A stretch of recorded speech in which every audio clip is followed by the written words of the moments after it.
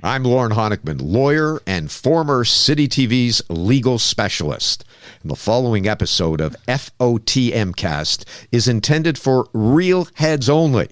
If you're not deeply immersed in the TMU, a devout FOTM, do not listen. I'm not kidding. Stop playing this episode now. Somehow our innocence is lost. A little flat on innocence, but other than that, it was great. We'll go again. Huh? One more time. Somehow our... That's my sound, man. Still love that. By the way, you always go on about FOTMcast. That's probably my new favorite thing.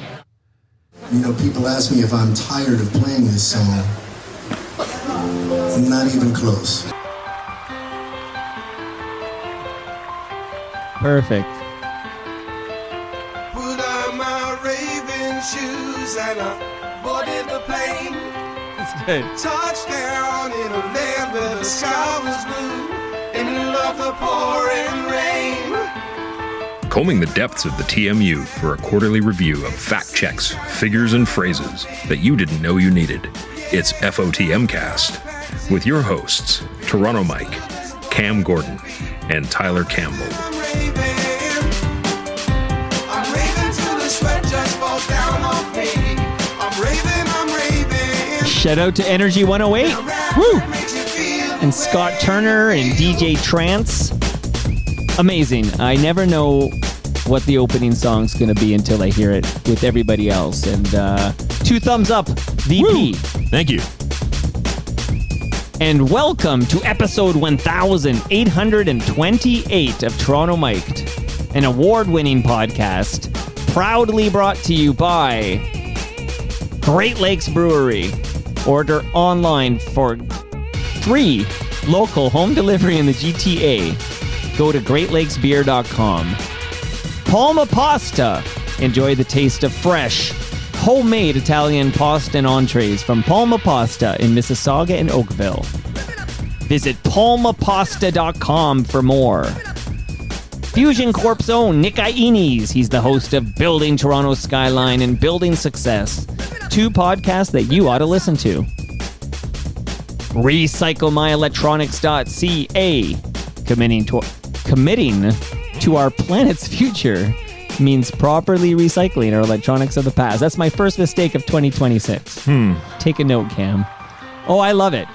I love this version. But let's not forget Ridley Funeral Home.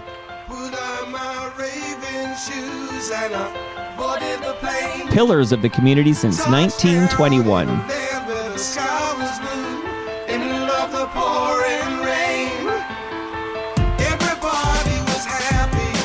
How can you not love this song? So Joining me today for this 8th FOTM cast. Remember, this is for real heads only. If you're not a real head in the TMU, shut her down now. It's FOTM Hall of Famers Cam Gordon and the VP of Sales himself, Tyler Campbell. Happy New Year. Happy New Year. Sorry, I'm done. What's this part? Hold on. I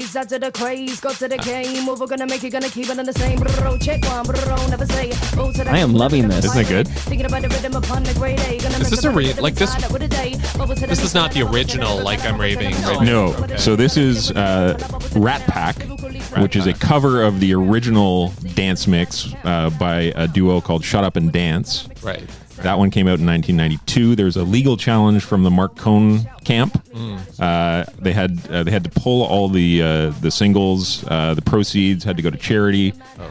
So it became a very rare single to have. They cut a new version of the song that had the same lyrics but a different melody. So you might find that out there. Okay. This is Rat Pack. And it's hard to say when this was done, like 92, 93. And then there was a German group, Scooter, that did it in 1996. So Scooter. Yeah. Okay. I'm raving. Well, there you go. Yeah. Loving it. I'm loving that MF is on the live stream. Did you know that, Cam? Yeah, I just saw. So behave yourself. Happy New Year. MF Happy says, New Year, MF. Happy New Year. Have you wished her Happy New Year yet? Happy New Year to the TMU and all the FOTMs. That's from MF. Quick check-ins on the live stream. It's a very communal event. I'm very excited to see you guys. First episode of 2026. We're going to cover a lot of ground. Jeremy Hopkin is here. He set an alarm to be here. Moose Grumpy is here. I love seeing Moose on the live streams. Al Grego, the Royal Pain himself, is here. He says Happy New Year. Leslie's here. Excited she can see VP because I changed the camera angle. And we're going to do this thing. How are you guys doing? Let's start with you, VP of Sales. I am great. It is the start of another new year. You better butter your Q finger, as they say. I'm good. I feel happy to be here. I feel alive. I feel cranky. I'm a little cranky. Yeah, I noticed it right away. We're going to talk about that. Cranky. But great to be with you both as always. And let the record show, I like you a little cranky. Good. Yeah. I got some things to say. I actually like Rob Pruce now. Oh, he's so salty. More than I did prior because he showed a little salt with regards to Mark Cohen's walking him in. Sure did. Nicest man in the TMU universe. I thought so too, and that's kind of boring, edge, right? A little edge. There's some edge on him here. But how are you doing, Cameron Gordon? I'm great. 2026 has been awesome so far. Looking forward to some big things coming up this year. Major announcements. Looking forward to it. Yeah. Is it true? I was checking my Toronto Mike recording schedule for 2026, and I see. Will you be on Toronto Mike at some point without Tyler to make a major announcement? It won't be an announcement. It will be to talk about a major announcement. So sort of, yes. Okay. But looking forward to it. It'll be big. This will be big. Is the Calgary market involved in any way? There's a bit of Calgary in it. Yeah, good, it's good. sort of a cross Canada thing. Sure, excellent. Yeah. I honestly encourage any and all major announcements be made on Toronto Mic'd. And, it's the place to do it. And I feel like it's like LinkedIn lunatics when they say, personal announcement or whatever they do here. So Cam Gordon has some personal news. Some personal news, right? Hashtag some personal news. So stay tuned for that in 2026. Yeah. I can't remember how to begin these things, but what if I just spit out an observation I made? Please do. Sure. So this, because 2020, not only did the fourth quarter of 2025 come to a close, but the entire calendar year of 2025 came to a close. Mm-hmm. And here's an interesting coincidence that emerged. And it's just, no one will care except the real heads. And we're only talking to the 6 or 7 real heads that are still listening. But the 3 episodes of Toronto Mike that spent the longest time in my calendar in 2025 were these episodes. Actually, 2 episodes. I'm going to rephrase that. It's 2 episodes that were in my calendar the longest time in 2025. One was a visit from Rick Westhead. No, it's 3. I'm going back to 3. Oh my God, I'm off my game. I haven't recorded since Festivus, so bear with me here. The one was Rick Westhead, who was in my calendar for like 6 months because he had a book coming out and he was going to visit. Another was Paul Myers, who had a week in Toronto to promote his book about John Candy, and he was excited to visit the Basement Studio. And a third was, and I think Cam, you'll know this name, Stark Naked in the Flesh Tones. Of course, yeah. Yeah. They were excited to be in the calendar because they were going to promote some show and they were going to do a deep dive into Stark Naked in the Flesh Tones. So those were the 3 episodes that spent the longest time in my calendar, and you probably know where I'm going. You want a fun fact about these 3 episodes? Sure. Yeah. None of them were recorded. Oh my God. None of them happened. So the 3 episodes that were in my calendar the longest time in 2025 did not happen. Have they been rebooked for 2026? None of them have been rebooked. Oh my God. Rick Westhead was just on some podcast. I feel like it was like Josie Dye's podcast, maybe. I feel like he was just on there. How dare he? I feel like he'd still be good to get on. I mean, I would have him on. No, this is not me. Sure. No. Yeah, I know. It's a book publisher booked him. Right. And at some point, kindly said, there's some craziness going on with the promotion. We need to postpone this, but it never got rescheduled. So it basically died on the vine. It's unfortunate. Unfortunate, yeah. Okay. In happier news, since we last gathered, and I don't know what, maybe I should do you have notes, Tyler? Am I I have so many notes. Okay, Mike, you go. No, please do. Say what you want to say. I was going to say, I don't know. I feel like it might be in your notes. Let me let you go, and then I can come back to my notes if you miss anything. Go ahead. Sure. So I guess where we always start is, what is FOTMCast? And we're probably saying the same thing to the same 10 or 12 people, but I'll say it again anyway, just 6 in or case 7 some people. rando has clicked play on this by accident. FOTMcast is a very meta recap of the previous quarter of the Toronto Mic'd podcast. So if you're a listener of the Toronto Mic'd podcast, maybe you missed some episodes, this is the place to come to get a full recap of what happened in the last 3 months.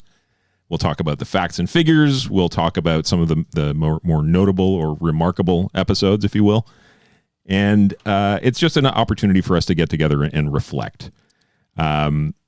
We've been accused in some camps of being a little, I don't know, complimentary, kind. Right.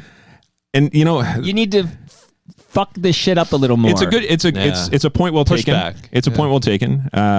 So I'll Mike, just you suck. Well, I did want to say this is probably the worst quarter of Toronto Mike that we've had. Some real fucking stinkers. You were not at your best. I mailed it in. Yeah, you mailed it in. Very little real talk. So not a lot to celebrate. Well, that will make his day. Who is that? The unnamed person who said I'm you were not. too kind. It's more of a general comment from the community. And He's winking at me, everybody. I want everyone to we take know. notes. Sorry, I'm just trying to airdrop our cheat sheet. Also, you know what? Keep going, but we never did test. So when we do play your first Oh, yeah, clip, I we thought never about that. tested Yeah, I it. know. So This could be a I'm fun where I surprise. always am, and I'm Yeah. sure it'll work. But I'm please, like halfway. So we're mailing in this episode Yeah, because yeah. this quarter is going to be shitty too. yeah, it's bad. It's bad. So I have brought my grievances. I have a lot of problems with you people, as they say. Right. And Shout out to Elvis. Excited to air them with you gentlemen today. I think we'll push back where you need to be pushed back on. Yeah, there was a lot of that. Yeah, But we should say we made a format change because we Sure. felt it was too long. It was only 5 or 6 people listening, but still too long. And we're going to name check every episode, and we will stop down for 15 of them. That's right. So for 15 of them, we Yes. will extrapolate a little bit. So I want to say this off the top. No, if you're not one of the 15, because we're going to get some numbers from Tyler in a minute, like how many guests and all that jazz. But if you're not one of the 15, you're probably not listening anyway. But also, no offense here, man. I love that you came over. We had a great chat, and it means a lot to me, and I probably think about it every night when I'm falling asleep. But we're only going to talk about 15. Yeah. There's only so much time. Time is the enemy. Yeah, we did 3.5 hours last time. That was egregious. Too long. Yeah. Too long. So I think we'll start with a little bit of mop up from the last quarter before we get into Wrapped. Okay. I just had a couple of things. So one of the episodes, which we're not going to talk too much about, but I did want to comment on, was Stu Stone, who was here, the great Stu Stone, Hall of Famer. He took you to task for your comments. Oh, so you're doing this now because we're going to go in order. I know we'll go in order, but I think it's important for us to talk about this here because you took a lot of grief from Stu, and deservedly so. Right. I failed to see the crystal ball tell me that this Blue Jays team would be uber exciting. They deserved better from you, and Stu made sure that you were held to account. And Felt it. But I did want to say that you weren't alone in that. The three of us had a conversation in April, right, where we had just been to one of the first Jays games of the season. Like the second game of the season. Yeah, Max Scherzer started. That's right. So I just wanted to play a little clip of the three of us talking about the outlook for the Toronto Blue Jays. Very good. What did you think of the vibes at the Dome on Saturday? In the actual seats was really flat. It's interesting. Like, we may have seen a very historical game, as perhaps it could quite conceivably be Max Scherzer's only game he ever pitches for the Blue Jays. So there's that. But yeah, the vibe was not great in the stands. I quite like just hanging out in the bar. And when I went home, I told both my daughter and my wife separately about, you guys should go with your separate friends, because I did find it quite fun just to hang out back there and see all the food and walk around and stuff. And the fact that you can get tickets very cheaply now, it's kind of a place to hang out. The 3 p.m. start time's kind of fun. It's like Nostradamus over here. I don't know, GLB Brew Pub and have a cheaper drink and watch on the television? Yeah, but I don't know. I also remember we, for the last inning, we were on that little overhang looking out over the Orioles bullpen. That was kind of cool. I don't know if I'd pay to go in there at this point, but it was fine. But yeah, in the stands, kind of lacking, I would say. What did you think, Tyler? Yeah, same. Like, the vibe in the stands was really flat. Bad vibes tons at the of Dome. empty seats. Yeah, terrible. for the opening series of the Who'd season, buy a which fucking is usually ticket? a pretty well attended. Divisional rival. Yeah. Now it is still, or was still March, so maybe people aren't. And it was rainy. And it was rainy, so Yes. definitely some. We do have a dome. We do. So definitely some true. other factors at play. That's But yeah, rainy. it's just the vibes around this team in general are just so lousy, and they were terrible last year. Vladdy's probably gone at the end of this year. Bo's probably gone at the end of this year. Bo Who's might be coming, gone. Yeah, to follow We're half right. kind of Stu nobody. Stone says that Ross Atkins is doing a great job. Yes, yeah. It's And what was the word that he used to describe Trump? Sensational? Remarkable. Remarkable. Yes, he's doing a remarkable yeah, job. it is Much like the a job to president's. be remarked upon. This age like milk. Like a piece of cheese from like No Frills, like the cheap stuff out in the sun for 2 minutes. Like, think so about it. wrong. Like, who would buy a ticket for these vibes? Meanwhile, fast forward whatever it is, 6 months or whatever, and people are like mortgaging their home to get a 500 level seat for a game. Truly remarkable in every sense of the world. Like what a season, what a team, so lovable. Who would have thought? Yeah. Who thought we go to bed dreaming of Barger, and like all these Yuskevich. Yuskevich. Love Dmitry Yuskevich. Absolutely. Dmitry Yuskevich made a comeback. Like, what a fucking... I mean, I already ate that shit with Stu Stone, so I don't want to eat it again. I just wanted to say that for Stu, for anyone else, it's not just you that said those things. You were not alone. I feel good. I was not alone, as Michael Jackson once That's sang. right. Not alone. Excellent. Okay, and you have another clip for this? I do. Because then I'll do the mop up before we get into wrap. this one is you've talked about this a little bit, but I did want to just kind of make a little announcement here, a little note of congratulations to the great Toronto Mike. This is the only positive thing I really have to say about you this quarter, but it's you're an award-winning podcaster. That happened, and I think it's well deserved. The podcast community has looked upon you and granted you a great honor. The Academy Well, how has the fuck spoken. did that happen? Because it wasn't... It's one thing to win. This is a big country. We have a lot of podcasts. I won. I didn't really... I did write a blog post that was nominated because I said, I'll just call myself a nominated podcast. That's cool. But I didn't do any talking it up or anything. I win. I mean, Al knows how this feels. But the category I won in, do you have it there? As news and current events. Or current affairs. I think that's news and current affairs. Like, in all of this, in all of Canada. Okay, here it comes. You're simply the best. Toronto Mike is simply the best news and current affairs podcast in Canada. Just like Tina Turner sang. No argument from me. I'm trying to think.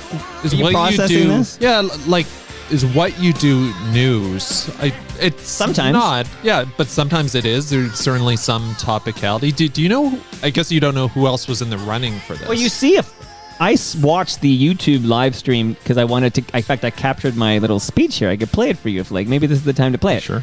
But I did see there were 5 nominees, but there wasn't any big names that everybody's gonna know. I didn't it's not like I beat out Canada Land or whatever. But here it is. This is only 40 seconds. Here we go. And the winner is Toronto Mic'd. Wow, this is an incredible honor. I thought being nominated was rad enough, but it turns out winning is way better than just being nominated. This is awesome. So, Outstanding News and Current Affairs Series. What a heavy category. Toronto Mic'd. Man, what a labor of love this has been. Thanks to the Academy. Clearly not thanks to the listenership, and thanks to everybody who voted for me. I am truly honored and humbled. Thank you. Presenting Outstanding Science Series. Oh, see, who wins that one? Okay, Evans. so clearly unscripted, but they asked all nominees to submit the acceptance speech. And so this was like an online ceremony. I wasn't. Somebody said a couple of questions I've been asked, like, what did I get? Do I have a plaque or do I have a trophy or do I have a medal or something? And I've received nothing so far, so I don't expect anything. But also, where was it? It wasn't a live ceremony. This was all virtual. So, in fact, I'll be honest. I recorded that 6 weeks before or something, and I didn't know the awards were being handed out that night. And I found out because Al Grego came into our WhatsApp group and congratulated me on my win, and I was like, what are we talking about?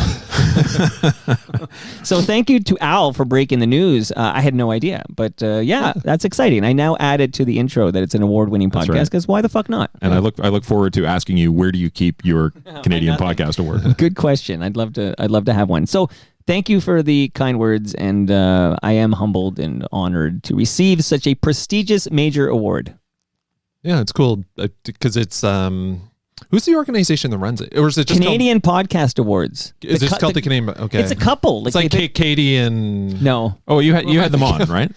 Link. Oh, Jesus, we got to dig this up. But John? the couple, John for sure. Link Gates. Link something. I'm gonna look it up in a moment. But the lovely couple did visit the basement. Yeah, okay. I remember. Okay, yeah, very cool. Anyway, so there. Well, it happened. You know what? I'm not gonna give it back. Hey, don't this false modesty. Come on.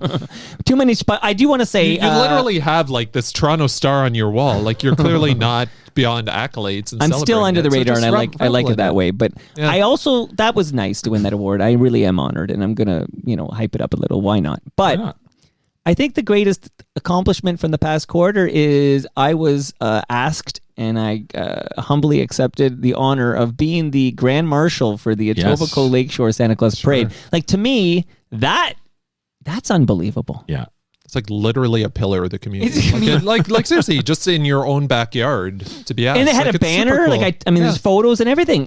People saw this. I was waving to people like I was the Princess Diana or something. And I had a banner that said "Happy Holidays," and it had the Toronto Mike that you had to logo on carry. it, that I carried with Peter Gross, fellow FOTM Hall of Famer. So I just wanted to say that happened in the last quarter. Were people watching the parade? Were people like Toronto Mike? Yeah. So if they're like wave, a couple Toronto Mike. People would like say things that told me they listened. I had a lady say, "Bring back Mike Stafford."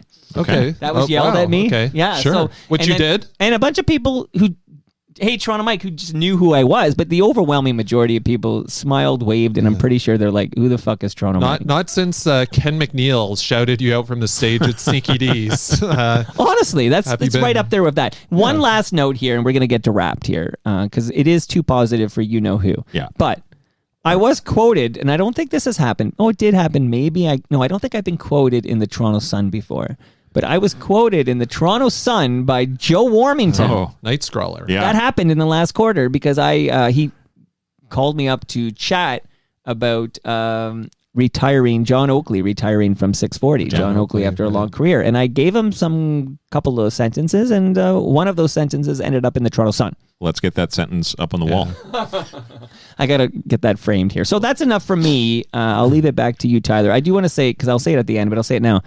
You do the heavy lifting on this FOTMcast. I have to be here because I got to record it. But Cam just sort of shows up, and I just show up. But he does listen, and I appreciate that very much. And he brings his unique point of view. Right. But you're doing like critical. Clip exercising. What is that? You're excising clips. I'm clipping. You're playing these clips. You are sharing Google's documents with like which order of what. I really think you're doing the production on this episode. The EP. Technical production by... See, EPs, I found out just a vanity title. We'll talk about that. Oh, is it? Okay, so just the P. We'll talk about that. You just want to be a P. You just want to be a producer. Yeah. And speaking of a producer, I have an email from a producer that I will share later in this episode regarding an episode where we talked a lot about executive producers, and it may have been the last episode of 2025, so we'll get to that in about 3 hours. Wonderful. And just to say, Al Grego has rightly pointed out that it's John and Jen are the... and they're lovely people. Yeah. Two nice people who are FOTMs. They certainly are. Should we wrap it up? Let's wrap it up. Oh, you know what? Wrap it up. I thought why don't you play these clips? Come on, why am I doing this? Here I we don't go. know. Rap it up. I take it. Wrap it up. I forget who sings it. Is this the Barkeys or no? Little Feet or something? That is the Fabulous Thunderbirds. Oh, right. But it's a cover of a Sam and Dave But I do song. sometimes think that's who's the Popper band? John Popper's band. Blues Traveler. Sometimes I think it's Blues I Traveler. can see that. No.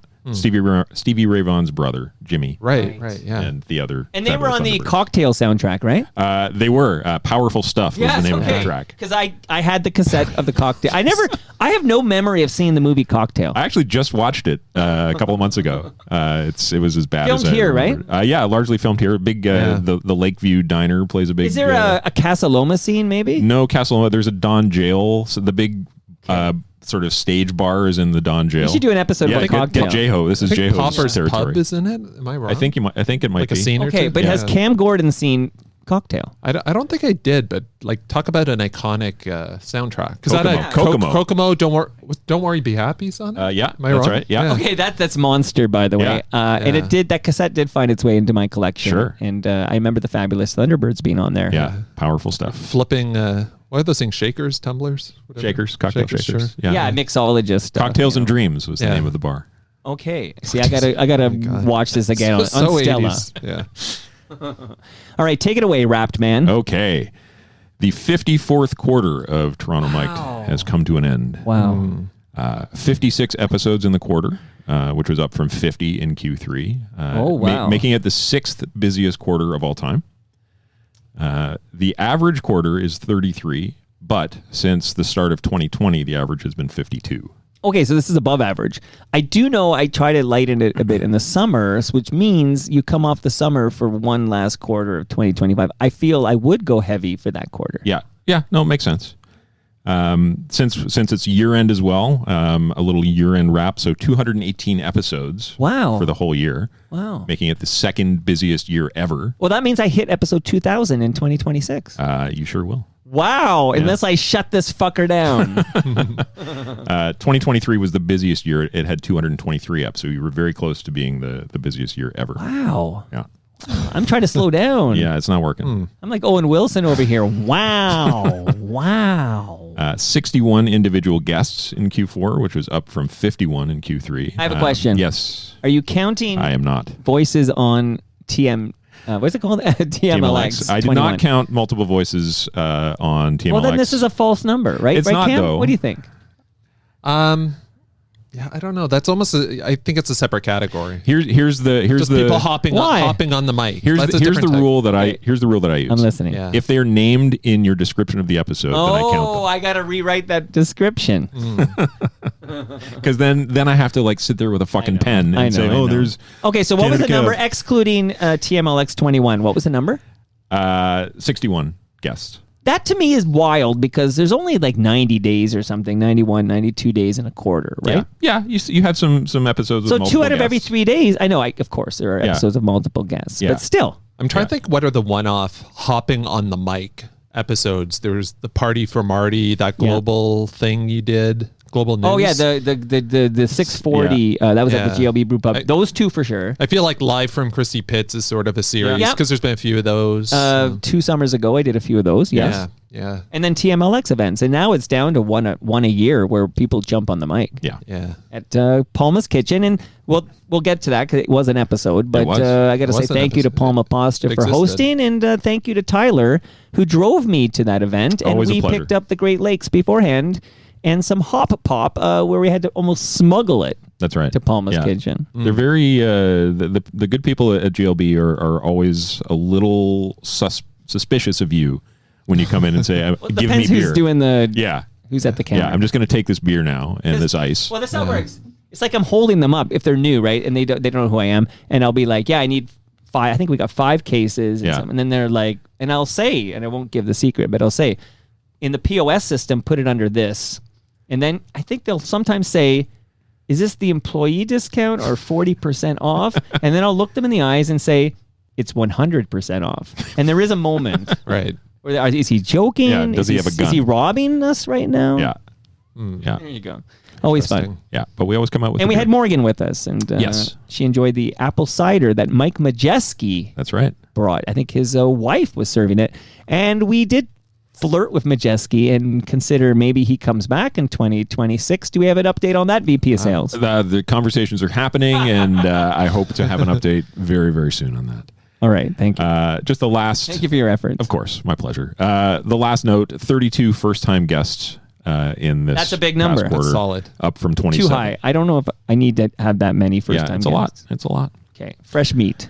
Okay, so those are the numbers, the figures from Q4. So let's run down those eps. So am I going to say the episode name and then we'll just acknowledge it happened and then we will stop down for 15 of these? Yeah. Is that right? Most of these are terrible, so I'd rather you say the He's names. winking, everybody. I feel like it is the real heads listening, so keep with that shtick there. Yes, It's good. yes, Okay, yes. so this was the quarter 4 of 2025, and it began with Personally Profound Jams. That was Toast 46 with Bob Willett and Rob Bruce. Rob Bruce drives here every month. Yes, I do like to throw in the fact he ties his visit to my basement studio with a visit to his mommy in Burlington. Yeah, good for him. Good for him. I just want to throw He's a that good in boy. there. He's a good son. So when mommy dies, we'll see if he's still coming over every month. Ooh, come on. Shout out to Ridley Long Funeral time Home. from now. All right. The second episode, as is typical, actually, every quarter, Ed Keenan dropped by, and he'll be over next week. There you go. Okay. Love it. Good. Love it. Yeah. So the third episode was FOTMcast. This is the snake eating its own tail. Right. How was that episode? I thought it was great. Probably the top episode of the Highlight. quarter. Yeah. Always a highlight. Yeah. Yeah. And then the first, what I would say, like new guest regular episode was Laura Hubert from the Leslie Spit Trio. How was that? It was honestly, it was great. Yeah, I need to go back and listen. You to need that to one. listen I to. will. Did you listen, Cam? I did. Underrated band, and one I sort of didn't know too much about the backstory and stuff. So it's Interesting. Like a dog was in the band. Yeah. Interesting. Yeah. And Laura was great. Great. What's the movie? Roadkill or Route 61? Highway 61? What's the movie? The Bruce McDonald movie? Yeah. Highway 61. Highway 61. Or was it Roadkill they were in? They were in one of the movies. But both could have been in both. Both. Like Acid Okay. Test. Yeah. Yeah. Okay, great. Now the first clip we have is from an episode with Rudy Blair. Yeah, I really enjoyed that episode. Rudy what a career he's sort of carved out for himself. Being an entertainment journalist in the newspaper or on the radio, like just a self-made man almost. So let's hear Rudy talking about what happened to him at the end with the Red Company. Why does your time at 680 News come to an end? So here's what I'm going to say to you.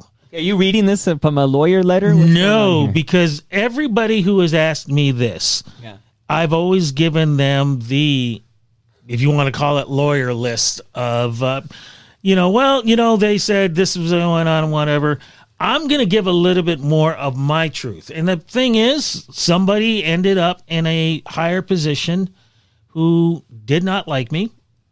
And as soon as I knew that person was in that position, I said, I'm not going to be here for long. And it took about a year before I was dismissed. They said it had to do with, what do you call those guys again, who will listen to your station and then come up with Consultants? Consultants, thank you. That's the word I'm trying to Humble and Fred like to talk very poorly of their many radio consultants. Yeah, consultants don't know what they're talking about. Anyways, they were told that nobody listens to entertainment on 680. That's the lowest thing, which I did not believe at all, because I know the reactions I got from people, especially because doing entertainment got me a 2-year run on Rogers Television on the mic with Rudy Blair that I did that had amazing ratings. So right. It just, bottom line is, somebody who I clashed with for the longest time because I did not agree with the things that they did, got into the right position, and then suddenly I was told I wasn't doing entertainment. I had to do other things. Nobody was assigning me stuff, so I had to assign myself stuff, even though, you're looking up at the wall and I've got almost 20 RT DNA awards, and most of those are just mine alone. It was frustrating. And I think it was just, I was beaten to the ground, bottom line. And it was frustrating. And I was doing everything I could to make this work. So I was trying to come up with stories and things like that, but nobody was helping me. And then finally I walked in one day before TIFF. I got called in. I saw Human Resources and here we go. My what is finally out of here. How long had you been at 680, or at least with a Rogers 23 radio? years. 23 years. Okay, Now, did they sever you fairly? Again, I never said this to anybody, but I'll say it to you. they gave me opportunity, which I will always love that they did that. They gave me a platform to do what I wanted to do for the longest time. I got a chance to meet people and do things I never would have done. I mean, I'm having dinner with Lionel Richie, and things like that. But when it came down to pay, I was drastically not paid well. That's a hefty dose of real talk. Yeah. I mean, wow. I feel like this is such a typical, we've seen versions of this story time and again with our friends in the media. I feel like just, going in a different direction, these sort of legacy guys and women as well. I pulled a clip from a woman. I've heard this song before. It's like, it's tough. And yeah, like, what a career Rudy had. Like, it's incredible. Well, remember those comments from Rudy Blair, FOTM Rudy Blair, because later we'll get a woman, a beloved radio personality, echoes those sentiments, and I thought that was rather refreshing. But Rudy just said, fuck it, I'm going to tell it like it is. And that's a guest I love chatting up for 90 minutes. Yeah, he was really an interesting listen. Again, like a career that he has carved out for himself because nobody was going to create that position for him. And I felt badly for him, obviously, given the state of the industry, but also, even hearing him talk about or answering your question, were you severed fairly?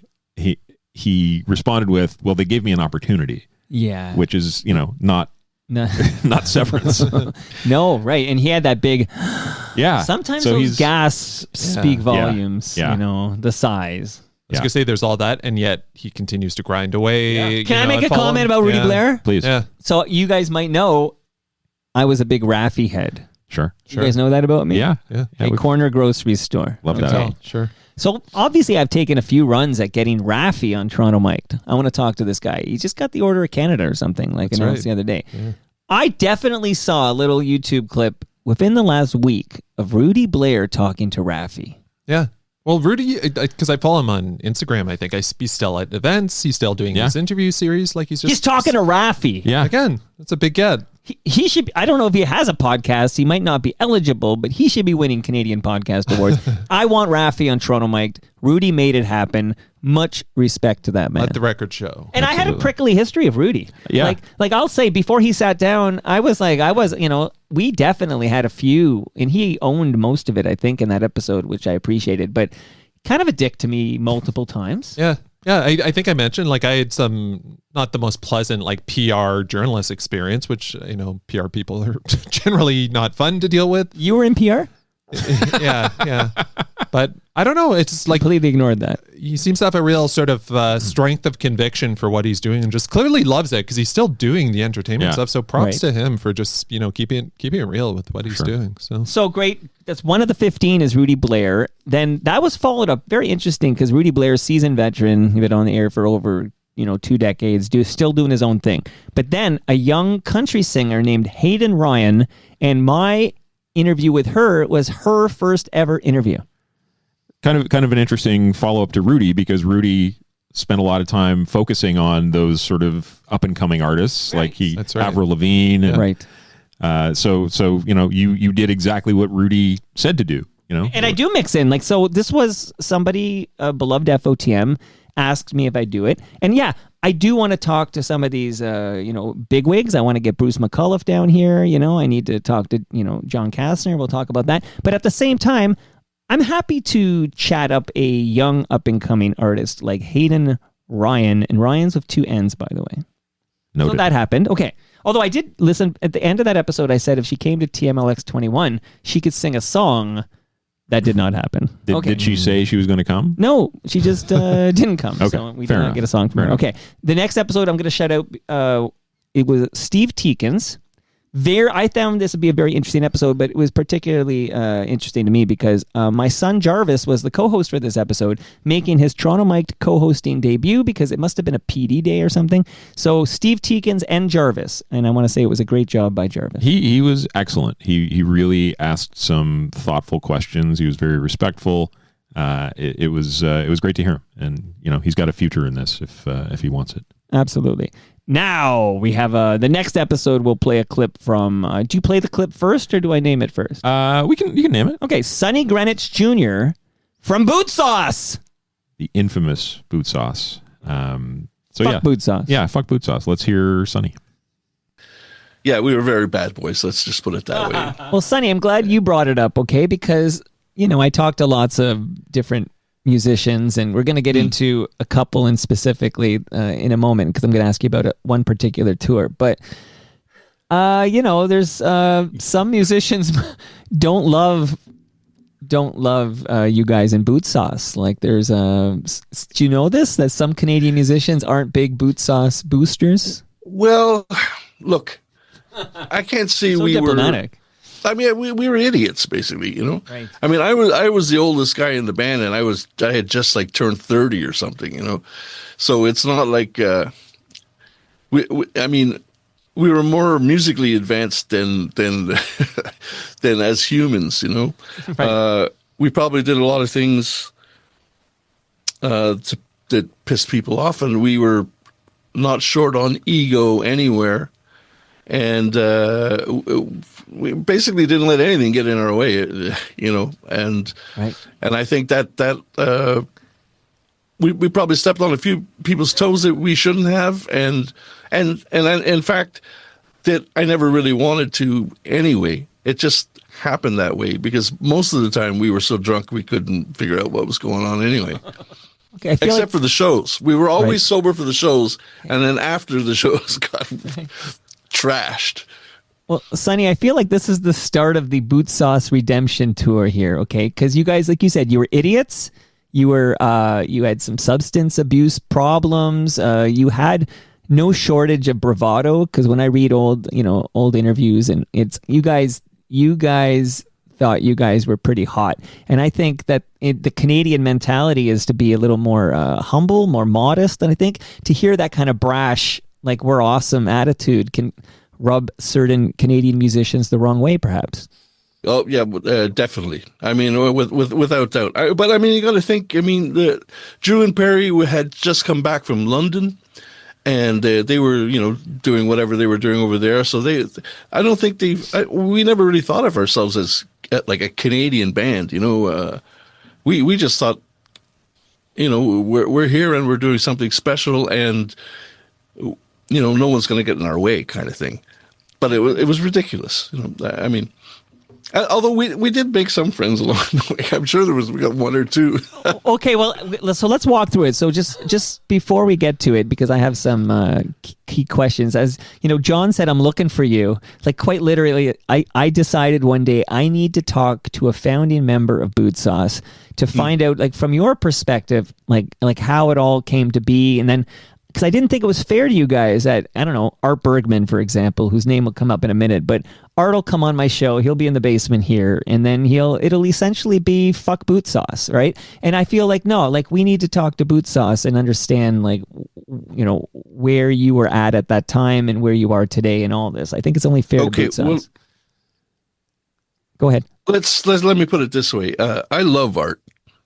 I've always loved Art. Art was one of my favorites. And in fact, the reason we had him on the tour is because we loved Art, right. And also the Sons of Freedom, who I absolutely loved. But the thing about Art was having a hard time at that time, as well as we were. And the problem, we had management that basically would not let us do anything to help anyone, like for instance to help Art. I mean, a couple of times he was having problems getting from one town to the next, and the tour manager just said, no, wait, he's not getting on our bus, forget it, it's not happening, and I mean, oops, VP, you're gonna lose your Hall of Fame status. Because I was clinging to what happened on that bus? Give him a moment, everybody. This is a live presentation. Art was one of my favorites, and in fact, the reason we had him on the tour is because we loved. Oh, he went back, eh? And also the Sons of Freedom, who I absolutely loved. It's okay. Not let us. Here we go. Do anything to help anyone, like for instance to help Art.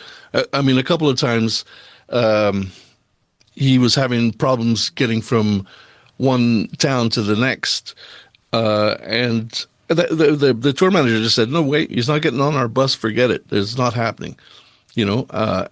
And I mean, we got the blame for it, but the problem really didn't stem from us. I don't think why would we care if Art got on the bus with us? I mean, we had great fun with Art. I loved Art, still to this day. I mean, it kind of makes me kind of sad to think that he might think that I don't like him. Wow.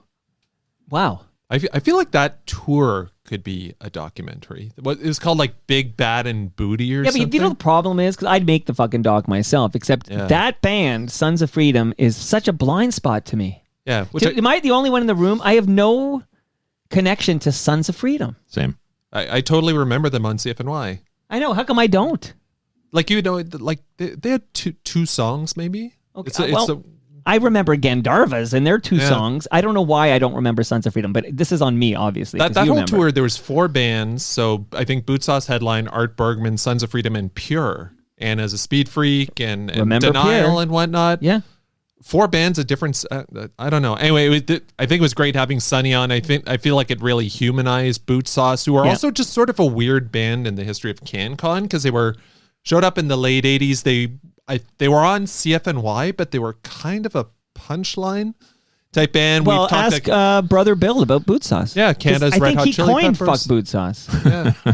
And yet they clearly had the industry behind them for a while, because they were around. They were on Much Music. They were touring headline tours in Canada. Art Bergman, Ivor Hamilton, whose name will come up later, the last episode of 2025 to be specific, was what was he at UMG? Where was he at? He was at one of the big labels, BMG, and they were heavily pushing Boot Sauce, and he was a huge. In fact, I will say I started saying "fuck Boot Sauce" because multiple guests were saying "fuck Boot Sauce," and I started using the term because clearly the Canadian music industry says "fuck Boot Sauce," and I was getting a little mild flack that I was too hard on Boot Sauce. Yeah. Therefore, I had to find the only member of Boot Sauce who seems to be speaking publicly is Sonny Grenitz Jr.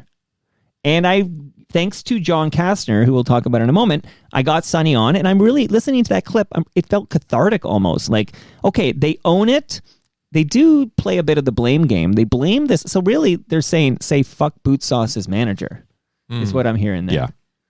Like the fact is, there's no room on this bus for Art Bergman. Therefore, Art has to hitchhike. This is the famous Lowest of the Low song, Life Imitating Art. This has been well documented on Toronto Mike. I feel like this is the shit I exist for. Who else gives a fuck about this? But you have room on the bus. You like the man. He's a living legend. He's, from the K-Tels or whatever, the Young Canadians, whatever. Canadians, sure.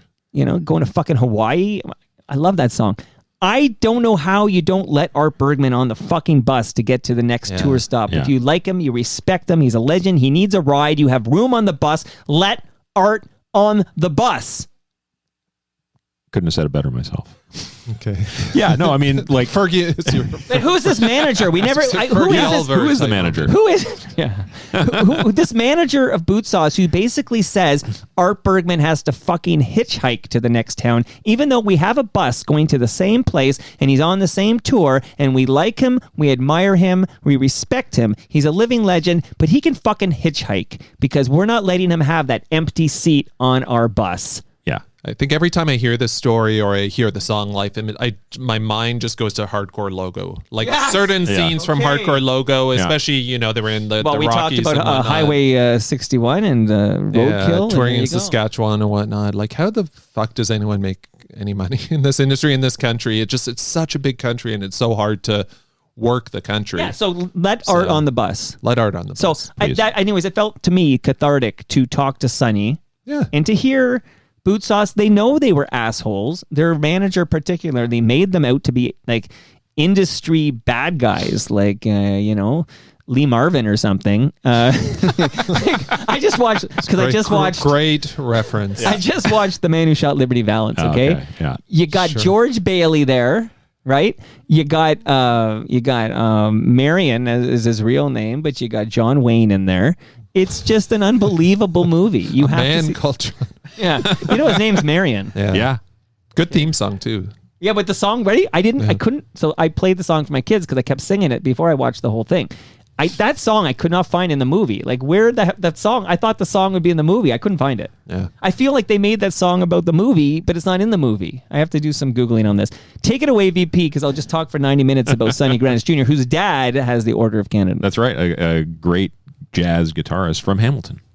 Shout out to the Hammer. That's right. And Tom Wilson. Love Tom Wilson. Okay, I think we can move on. Oh, I have a clip for this next one. Yeah. The next guest was Lisa Brandt, okay? Not her real name, okay? Shocking. But more on that in a moment, because I pulled a clip from it's called, I wish I had the name of this. I really didn't do enough homework. But there is a lovely podcast with Aaron Davis and Lisa Brandt. Pop that Great Lakes beer on the mic. That's a premium lager. Thank you to Great Lakes Brewery. That's all we're going to drink in 2026. Cheers to the VP of Sales going above and beyond. Here is about 30 seconds from the Aaron Davis and Lisa Brandt podcast. You know what I was happy about was driving from my former radio partner, Mike Cooper's, to Ottawa and listening to a podcast with my friend Lisa Brandt and a fellow called Toronto Mike who talks radio and music and just does a tremendous podcast at torontomike.com, and just listening to your stories. And I cannot believe that after knowing you for probably the best part of 20 years, I learned stuff about you, Lisa Brandt. Did you? So there's a little teaser, but they go down a long list, including just a long list of things that Aaron Davis did not know about her BFF, Lisa Brandt, but she learned about on Toronto Mike. And I thought it was cool to get referenced on Aaron's podcast. I think it's very cool to be referenced on Aaron's podcast. And I think you got great pipes. Have I told you that before? You've mentioned it before, and I appreciate that. Thank you. All right. So next, going back to my list, everybody, we are going to cook with gas here. The next one, I have a clip for this one too. So The next guest was Kelly Catrera, a good personal friend of mine who hadn't made any public appearances, I don't think, of substance since she was let go at AM 640. Okay. So I found this clip to be sort of an echo of the Rudy Blair clip, although a lot shorter. Here is a moment, 20 seconds or so, of Kelly Catrera, basically the moment she knew she was going to be fired at AM 640. And I'll never forget what he said to me. He said, I don't get your show. Mike Ben Dixon. And I just went, well, like, the voice in your head. I mean, there were a lot of things that it was saying. One of them was, fuck you. The other one was, I'm fucked. Like, that's raw Kelly Catrera. I was surprised. It's the realest of real talk right there. That was the thing. I actually thought the Lisa episode, Rudy, Lisa, Kelly in succession. Right. Versions. I feel like Lisa's story is a bit different from what I recall, but certainly Kelly and Rudy, I feel like there was a lot of commonality. And Kelly brought it. It was a signature episode, in my opinion. Well, thank you very much. So I wanted to acknowledge that episode. And Kelly, who I did see at a Kelsey's, at a Humble and Fred event at Kelsey's recently, is planning to launch some kind of a podcast. So we'll have the news and Kelly back in the basement when she's got the new podcast ready to announce. Okay. The next episode was a gentleman named Rick Sargent from Local Radio Lab. Local Radio Lab is the company that owns Indy 88. Shout out to Bob Willett. Shout out to Bob Willett. And Bob's now on like all these small stations, like voice tracking. That's right. Like he's like mornings in Milton or something like that. I don't know. He's all over the place, but he'll be back for Toast very soon with Rob Bruce. I saw Rick Sargent at TMLX. Do you know I didn't know he was there? Really? It's wild how I learn about guests, people that were at TMLX that I did not know were there. That's nice to hear. Yeah, that Rick he was there. Sargent came to. So I didn't know he was there. So thanks for telling me. Of course, my pleasure. The next episode was David Kynes helped make this happen. He said, you need to talk to a founder of City TV. And I'm like, well, Moses won't talk to me. And he said, well, there is another. And I got to talk to Jerry Grafstein. So Jerry is a founder of City TV. He's in his 90s, but he's sharp as a tack, and he had lots of interesting things to say. And he was my guest after Rick Sargent. Senator Jerry Grafstein. Right, of course. Yeah, I'm just scrolling. I'll let Pagan take care of that part. Yeah, like I'm just scrolling through his Wikipedia page. It's robust. Like it's incredible some of the stuff this guy's done. I mean, the City TV is a very small part of his product. Oh, I know. Oh, and don't forget YTV too, and CFMT, I think. But I did say in the episode, I said, look, there's a huge chunk of the story that's him as a senator, and you can find an episode of The Agenda with Steve Paikin for that. For everything else, you come to Toronto Mic'd. Okay. Also, get your fill of Bill Davis. Right, always. And several books. Shout out to Steve Paikin. Okay. Yeah. Arash Madani came by, and he's another guy who's been pretty silent since he was fired. So he was a little more careful, I want to say. Yeah. But, I respect that you have to be careful sometimes. You can't burn all the bridges. Pseudo-colleague of Stu Stone over there? Yeah, at the Bodog. That's right. Yeah. I imagine Arash is still under some sort of non-disparagement, non-disclosure kind of paperwork. So good to hear from him, though. He's great, talented dude. Yeah, and I like him. They didn't want him to host to be the Grand Marshal in the Santa Claus Parade. You tried. I don't know. Did I say this in public? I think you did. I can't. Sometimes I get confused, and that causes me trouble. But when I was asked to be the Grand Marshal for the Etobicoke Lakeshore Santa Claus Parade in 2025, my first response was, "We can do better." And I proposed some very famous people who live in this little neighborhood of mine, New Toronto. One of whom is Mary Berg. That's right. But I don't know Mary, but I said maybe Mary Berg. And then I said, Arash Madani lives in the hood, and I actually know him, and I have his email address. And apparently they did ask Arash, but Arash, maybe he was out of town or something like that. But he sold it. Anyway, I ended up doing it. I said, I had one condition, though. FOTM Hall of Famer not Stu Stone, Peter Gross. I wish Stu Stone would have been remarkable. Yeah, well, next time. I needed Peter Gross by my side. Okay, the next episode, which we're going to play a clip from, and it's funny because we just talked about Sonny Granitz Jr. from Boot Sauce, who I was connected to because, I'm trying to remember now, was it somebody from Rusty? I'm trying to think, was it Jim Moore? I thought it was Jim Moore. Jim Moore might have connected me to Sonny Granitz Jr. We love Jim Moore, and he listens to every episode. Hello, Jim. John Castor was my next guest from the Doughboys. You had been chasing him for years, I feel like. Do you know who his wife is? Of course. Well, regardless of that, just Doughboys. We all love the Doughboys. Huge. I know, I made it funny. And more at the Elmo. This episode was, we'll talk about that too. This episode was remarkable because you took two swings at it. There was a short-lived, very brief, because he was a no-show. Yeah, he no-showed me, and I let him know via the Toronto Mike podcast feed, and then he rescheduled, and I deleted that episode. Yeah, so that was a very rare and limited edition episode that no longer collector's exists. Item. Yeah. Put it on a torrent or something, and the Pirate Bay. Yeah. But I will say, if the audience that might have heard that is listening to FOTMcast, both of them. I heard it. Yeah. Now, does Cam know what we're talking about? Sorry, for the Forgotten episode, I remember. Oh, you do remember? Yeah, because you called him on it too, and he didn't really have an explanation. Like, it's just. I think he just forgot. I think just shit happens. Yeah. He's a Hollywood guy now. Yeah, exactly. Yeah. Okay, so you got to time zones. So John was a very interesting cat. He had a lot to say, and I think there may be some. I don't want to say exaggeration, but some things that may or may not be true in there. But it was a very interesting chat. And so here is John talking about Scott from Rusty. Okay, so how do you meet the rest of the guys? Well, Scotty, the guitar player for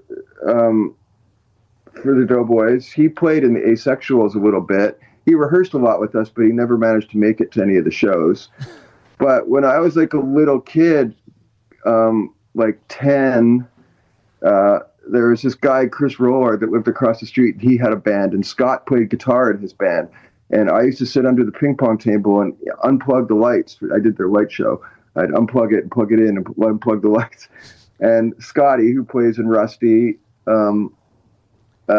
he was like, he's a 62er, I'm a 66er. And he's kind of like, he was the guy that I looked up to. Like, Scotty's got some, he's got very good taste. He knows what's good and what's bad. And he's kind of been someone who's kind of showed me a lot over my lifetime. Scott's a special dude. But, okay, then that begs the question, why does Scott, and I did have Scott on this program. He was in the basement here with, Ken McNeil. Uh-huh. And I'm trying to remember now, but it sounded a bit like, I don't know, was he kicked out of the Doughboys? Like, why did he leave the Doughboys? He just stopped showing up. Yeah. I mean, Scott was like, here's a perfect Scott story. Like when we were like the first Doughboys tour, a lot of us, we were like collecting welfare. Like, we weren't making much money. I booked all the tours. We were on tour in America. Our record hadn't come out yet. So it was just like, go see the ex-singer of the Asexuals' new band. Luckily, like about a week into the tour, we hooked up with MIA and the Descendants. We played a few shows with them in Sumter, North Carolina was the first one. And then they took us on the rest of the tour. But on that tour anyway, I remember like pulling up at a truck stop after a show, going into McDonald's. Scott meets some girl, slips out the back door, and then disappears for 24 hours. Comes back. We're using all of our welfare check to get gas to the next city, and he's gone off with some chick that he's met at the truck stop. Well, we waited in the car in the parking lot of McDonald's. Well, that's rock and roll, man. Yeah. So, I mean, I think that, Scott he was on a different plane. I think he was a lot more talented than us. And did he get kicked out? He just stopped showing up, really. I mean, quite honestly, if we would have had the choice to have kept Scott in the band from day one till the end, we obviously would have. But he just stopped showing up. You can get me these clips, right? Because when I've been told by Jim Moore that Scott McAuliffe, the guy we're talking about there, founder of Rusty, who was in the Doughboys with John Kastner, he will return to the Toronto Mike studio in the first quarter of 2026. He's going to deliver me some Fluke vinyl. Ooh. Which, as you see, I've got new shelves. It's going to go right wall here. Of vinyl. The wall of vinyl is going to go right here. And I'll play that clip for Scotty and get his reaction to that. Yeah. Very, very interesting. Kastner's an interesting dude, like just very entrepreneurial, and just sort of willed his career into existence. And Doughboys were great. Like, yeah. Like, I think Asexuals were like a fairly big deal, sort of in the more punk sphere. Yeah. But I don't know, toured Europe a lot, toured the US, moved to LA. Yeah. Married a TV star, because he was involved in Canadian Music Week. He was like the programmer for a while. Am I imagining that, or North by Northeast? Is that right? You might be right. I can't call you a liar. I'm not going to call you a liar. The part that kind of caught my ear was when he talked about all the bands that he's managed. Right. And he was mentioning like the Lemonheads and the Replacements and Sebado and like, really? Yeah, some big bands there, Yeah. but who knows at what point in their career. That is true. I did Google it. He was part of like a management company that did handle tours for those bands. So I think it is true, and you can sort of see it is that generation too. Like it's all sort of like 90s bands still touring. I never had a moment in the John Kastner episode where I thought, oh, this guy's full of shit or whatever. Like, and not to say he's full of shit, just like I don't know. And I got to say, it was a long time coming, if you will. I've wanted John for a long time, so thanks again to Jim Moore, and we made that happen. And I just want to let the world know that the Aaron Davis, Lisa Brandt podcast that shouted me out is called Gracefully and Frankly Podcast. Very good. So maybe we got to workshop that title, but that's the name of the podcast if you're looking for it. Al Grego on the live stream says, my mission for 2026 should be to find out who the manager of Boot Sauce was and to have them on the podcast. I won't say this name because I don't know if it'll get me. I don't want, Lauren Honigman's in my right ear telling me don't say the name, but I would start with name redacted. Manager of Martha and the Muffins and one of my teachers at Trebas Institute. I can totally hear him say, fuck Boot Sauce. So some leads there for me to follow up on in 2026. Threads to pull on. Interesting. And just confirming for anyone who cares, which might be nobody, he was the programmer for Canadian Music Week, John Kastner. Oh, I care. So, you're talking to the only two people who care. The other thing in the Kastner episode was the little thing at the end where he talked about being at Tom Green's wedding. Yeah. And he said he'd get Tom Green on the show. How's that going? It's there. I didn't follow up yet. I will probably send him a note now that you reminded me because Tom Green belongs on Toronto Mike. He does. He absolutely does. He's not bigger than Snow. Of course not. Yeah. That happened in 2025 as well. And the Scott Thompson episode happened in 2025. What a year. Let's do 3 hours on the year in review right after we record this episode here. So, okay. So I love the John Kastner, and it was great to pair that with the Sonny Grandage Jr. episode. For sure. Actually, very important to me. My 90s, I know Pagan won't listen to either of those episodes, okay? But they're important episodes to yours truly, and you got to keep me interested here. Speaking of interesting, Alan Zweig returned because he has a new documentary. Yes. And yeah, talk to me about the Alan Zweig episode. So this episode was interesting to me because it felt like a whole other Alan Zweig. It was a very different man, it seemed to me, as someone who does not know Alan Zweig. He just seemed very positive and not chipper, but like he was very complimentary towards you. Yeah, he sounds like he's working on himself. Yeah, and good for him. His quote at one point was, "Your whole thing is amazing." Oh, I like that quote. Yeah, okay. Like just talking about. But you didn't pull that clip. I didn't pull that clip. There's so many clips. We'll be here for 5 hours. I think he was impressed because I referenced it a couple times. He was impressed that the opening theme and everything was live. Like, yeah. So, right. Yes. I'm here. I'm exactly. fading down. I'm saying I fucked up the intro today just to prove it's live. I fucked up a clip. Also, I didn't update my intro, even though a sponsor was only seasonal. Oh, yes. And I was in real time editing that file. Oh. That's what happened there. So you got to be able to real time production here. Okay. But Alan Zweig was just letting the listenership know he was impressed by the fact that I don't do the intro in post or whatever. Right. Yes. It's all everything's live to tape here, no edits or whatever. And I love compliments from a great filmmaker like Alan Zweig. And I do think maybe he wasn't proud of what went down at the TMLX in 2024 at Palma's Kitchen. Because I noticed at the TMLX, because he came back, thankfully, to the TMLX at Palma's Kitchen in 2025, and it was absolutely a kinder, gentler, because I did try to stir a little shit. I've been known to do that, and I had him on the mic with Brad Bradford. Yes. And it was peace and love, he didn't kumbaya. take the bait. Yeah. And I know Elvis was upset, but I respect that. And then Zweig on his episode of Toronto Mike was absolutely delightful, and he is turning over a new leaf. Maybe I get partial credit for that. Maybe you do. Anyway, I enjoyed that what chat. What says Cam Gordon about me changing the life of Alan Zweig? No, it's definitely kinder, gentler.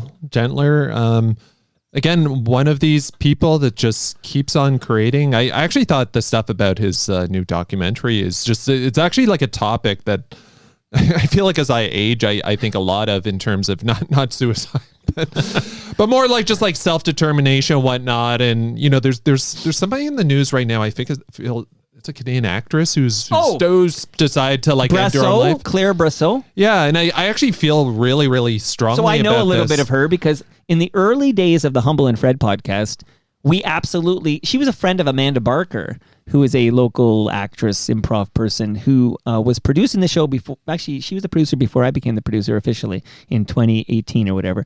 But she was a friend of Claire Brasseau and would put Claire Brasseau on the show, Humble and Fred. Okay. So I do know, I'm familiar with this person who has mental health challenges. And at the 47 or something, she's in her 40s and she is looking into medical assistance in dying, to end her suffering for mental health issues, which is something that will be much discussed on talk radio. Yeah, I think it'll just be interesting in the coming years, sort of topics around, let's just call it like self-determination. Mm-hmm.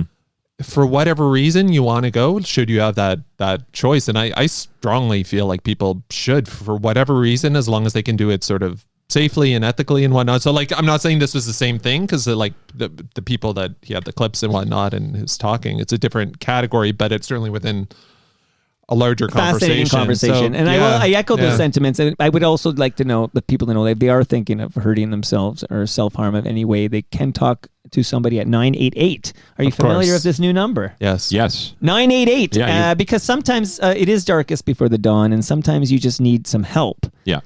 And so we're not talking about those people. We're talking, but it is an interesting conversation to have. For sure it is. Totally agree. Yeah. That's why you come to the FOTMcast.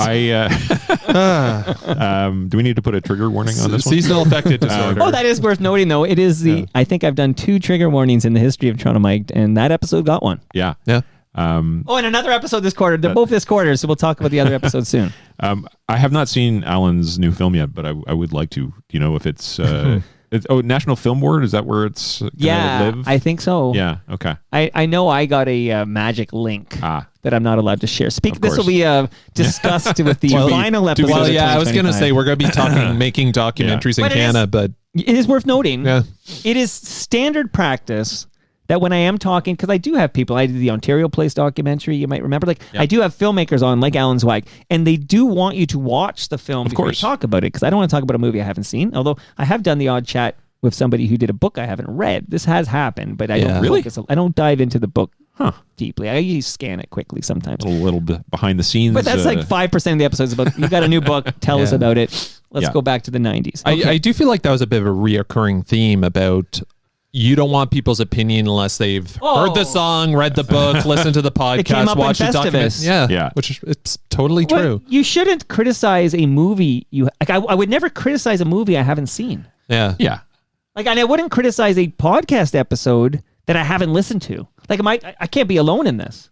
Yeah, you're not. Isn't it standard practice, right? Well, I find this a lot with musicians, especially bands that have been doing this for a long time, people shitting on their new album. It's have you even listened to it? Right. Right. It's not as good as the old stuff of how do you know? How do you know? Yeah. Right. I can't comment on a video that I have not seen or may not exist. Rob Ford. Yeah. I think you could say, I'm just not interested. I'm not going to make the effort. It's not my cup of tea. I say that a lot. Yeah. Or you just don't care. But I'm not going to criticize. I'm not going to criticize a CFNY documentary that I have not seen. Exactly. No. But bottom line is, it is standard practice for my daughter's calling. It is standard practice to get a secret link to view something to discuss with the filmmaker or somebody in the film, even though it's not publicly available yet. This is standard practice. So Alan Zweig got me a link so I could watch his documentary before we talked about it, and we had a great chat about it. Indeed. And the next episode was also an episode you have a clip for, and it was somebody who was also delightful at TMLX 21. It was Reshmi Nair. She was great at TMLX 21, and she was great on Toronto Mic'd. So let's listen to Reshmi. It was a really hard time for both of us. Let's see. A couple of big headlines that happened right when we launched was Roe v. Wade was overturned. Right. And we have a 4-hour talk radio show. And we were told in our story meeting, and maybe a couple hours before we went on air, don't talk about Roe v. Wade. But why is that? Why? Why is that? We took it personally. We definitely took it personally. Scott looked at me, a woman. I looked at him, a progressive man. And we looked at each other and thought, is it because you're you and I'm me that we can't talk about Roe v. Wade being overturned? I don't know. When the Queen died, we were also notified in our editorial meeting, there won't be anything negative said about the Queen. Wow. Or colonialism. Wow. Right. And again, we looked at each other and said, is it because of you? Is it because of me? Is it because you're who you are? And I don't know what the final answer is on that, but when you go to work and you wonder if decisions are made, really bad decisions, are made because of you, you kind of walk around wearing that, going, well, it must be because of me.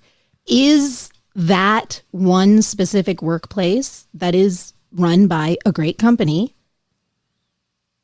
toxic, discriminatory, completely against the grain of where all of humanity is going, which is just tolerant and understanding and welcoming? It's a tough place. Wow. Wow. That's my new catchphrase. Wow. Move over, Owen Wilson. Yeah, I find that refreshing. She's telling it like it is about this CFRB. The mighty 1010. News Talk 1010. News Talk 1010 without a news department. But yeah, well, I'm curious for a former PR man, or maybe current. I have no idea what he fucking does. Still working over here, but thank you. What do you think of this whole idea of these the talk shows on a Bell Media owned station being told, okay, the Queen died, don't talk about colonialism, or don't talk about Roe versus Wade, etc. I'll just say, with especially the big corporately owned ones. I think that's just how it works right now. I'm never sort of surprised to hear these things. They may have. I did in the real time. I didn't mention this, but they may have a blanket statement okay, we're an AM talk radio station in Toronto. We don't talk about abortion. Right, right, yeah, and certainly 1010 has a long history of leaning more conservative and whatnot. So I do give them credit for putting Reshmi and Scotty Mack on the air, because I mean they're a bit atypical in terms of the people you often hear on the straight white guys. Yeah, like we heard sort of our former mayor John Tory filling in again over the holidays and whatnot. Like that's more sort of de rigueur for it. So yeah, I mean I hear she sort of had friction and some pushback and sort of advice and notes and whatnot. It's like seems about right. I don't know, not surprising, like rightly or wrongly. But a great FOTM. Yeah. And that was her second appearance. And she is, I mean, I'm going to save this announcement for another episode that's coming up that we're going to talk about of the 15. But, maybe I can just say that she will be back in this basement in the first quarter of 2026. This has been awesome. Like, if you care how media works, I thought this is just fascinating. Like, look into my veins. Yeah. Great quarter for just like real talk about Canadian media.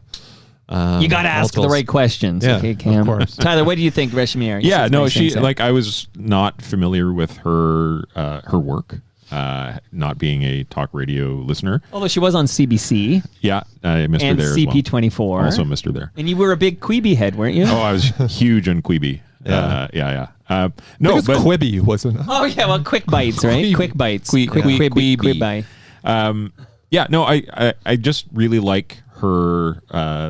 The way she is. She's very outspoken. She's very opinionated, which I guess you want in a talk show host.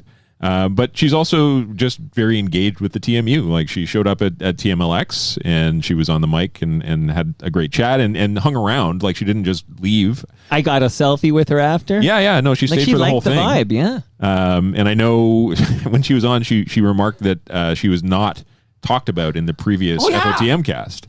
So if you're listening, Reshmi. She said she listened to the last FOTMcast and she heard Scotty Mack discussed. That's right. Okay. But she wasn't discussed, and I had to tell her in real time she was ineligible. That's right. Because her episode is from the next quarter, and right. I hope she's listening now and knows that we love her appearances, and she did make. And this was a harder cut to make. We're only talking 15 episodes. Right. She made the cut, and not even all 15 have clips. So. Right. Not all 15 have clips. So Reshmi Nair, and she did make the cut. And Ed Retro Ontario Conroy came on twice this quarter. So we'll dive deeper into him the next one. But this episode that happened after Reshmi was him diving into his book on the golden age of kids TV in this city, Toronto. It's called Imagination. And as always, Retro Ontario delivered. So we'll talk more about him in a second. For sure. Okay. Yeah. Speaking of delivering, I thought, so I went from thinking the Jays were going to miss the playoffs to, I'm going to put it at 99.999%. Fucking World Series. Going into Game 6. Crazy. So we had 2 games at home. We were up 3-2 in the series. I'm just reminding everybody. I was so sure. I was aligning everything like I need Dave Perkins and Bob Elliott to be together. This is clinch day. This is the day of Game 6, okay? Friday. Was it Halloween? Yes. Yeah. Halloween was Game 6. I need these two together because last 2 times, the only 2 times, the Toronto Blue Jays have won the World Series, these two were sitting together in the press box. The one guy covered the team for the Toronto Star. The other guy covered the team for the Toronto Sun. I need to play God here. I need to make this happen. And I invited these 2 gentlemen over, and it was amazing to have Bob Elliott and Dave Perkins in the basement for what I thought was the day we were going to win our 3rd World Series. We'll move on from that because apparently that didn't happen. Oh, man. Enough of that. Okay. Yeah.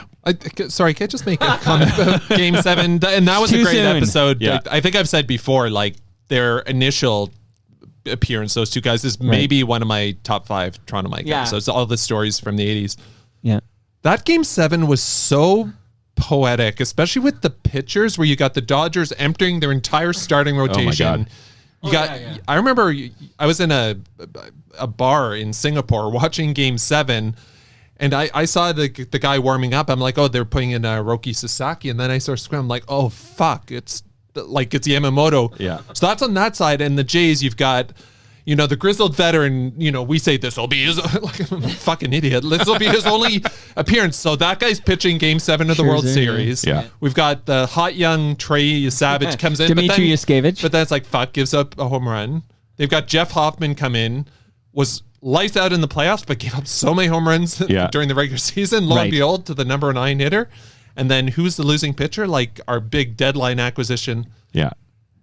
It's just unbelievable, like theater. Moments that stick out because Game 6 was the wedged ball, right? Yeah. Game 6. So there are moments though, like the Force at Home, of course, of IKF, Forced at Home. I don't even want to go down that this Game road. 7, like there was, but we were 2 out. So I was swift because I had a couple of kids who had never experienced anything like that. Like Jarvis has no memory of the Raptors run. That was really where me and my oldest son, we bonded over the Raptors run in 2019. But I had Jarvis all into this, and we were counting down the outs. And I guess 2 outs to go, I'm running around saying, it's happening. Like I was on the floor. It's happening. 2 outs to go. Can we move on? I'm getting upset. Let's not go off the rails. All I would say is I'm actually not even upset. I was upset in the moment, obviously, but like they went as far as you could possibly go in a baseball season, and they lost on a coin flip. You're glad it happened. Yeah. Like, well, what an optimist. It was a coin flip. Woke up an optimist. Anyway. Okay, so then Dwayne Morgan came over, making his Toronto Mike debut, and he, spoken word artist, and I enjoyed my conversation with Dwayne Morgan. I enjoyed Dwayne as well. We're going to stop down and talk a moment about an episode where Karen Bliss dropped by.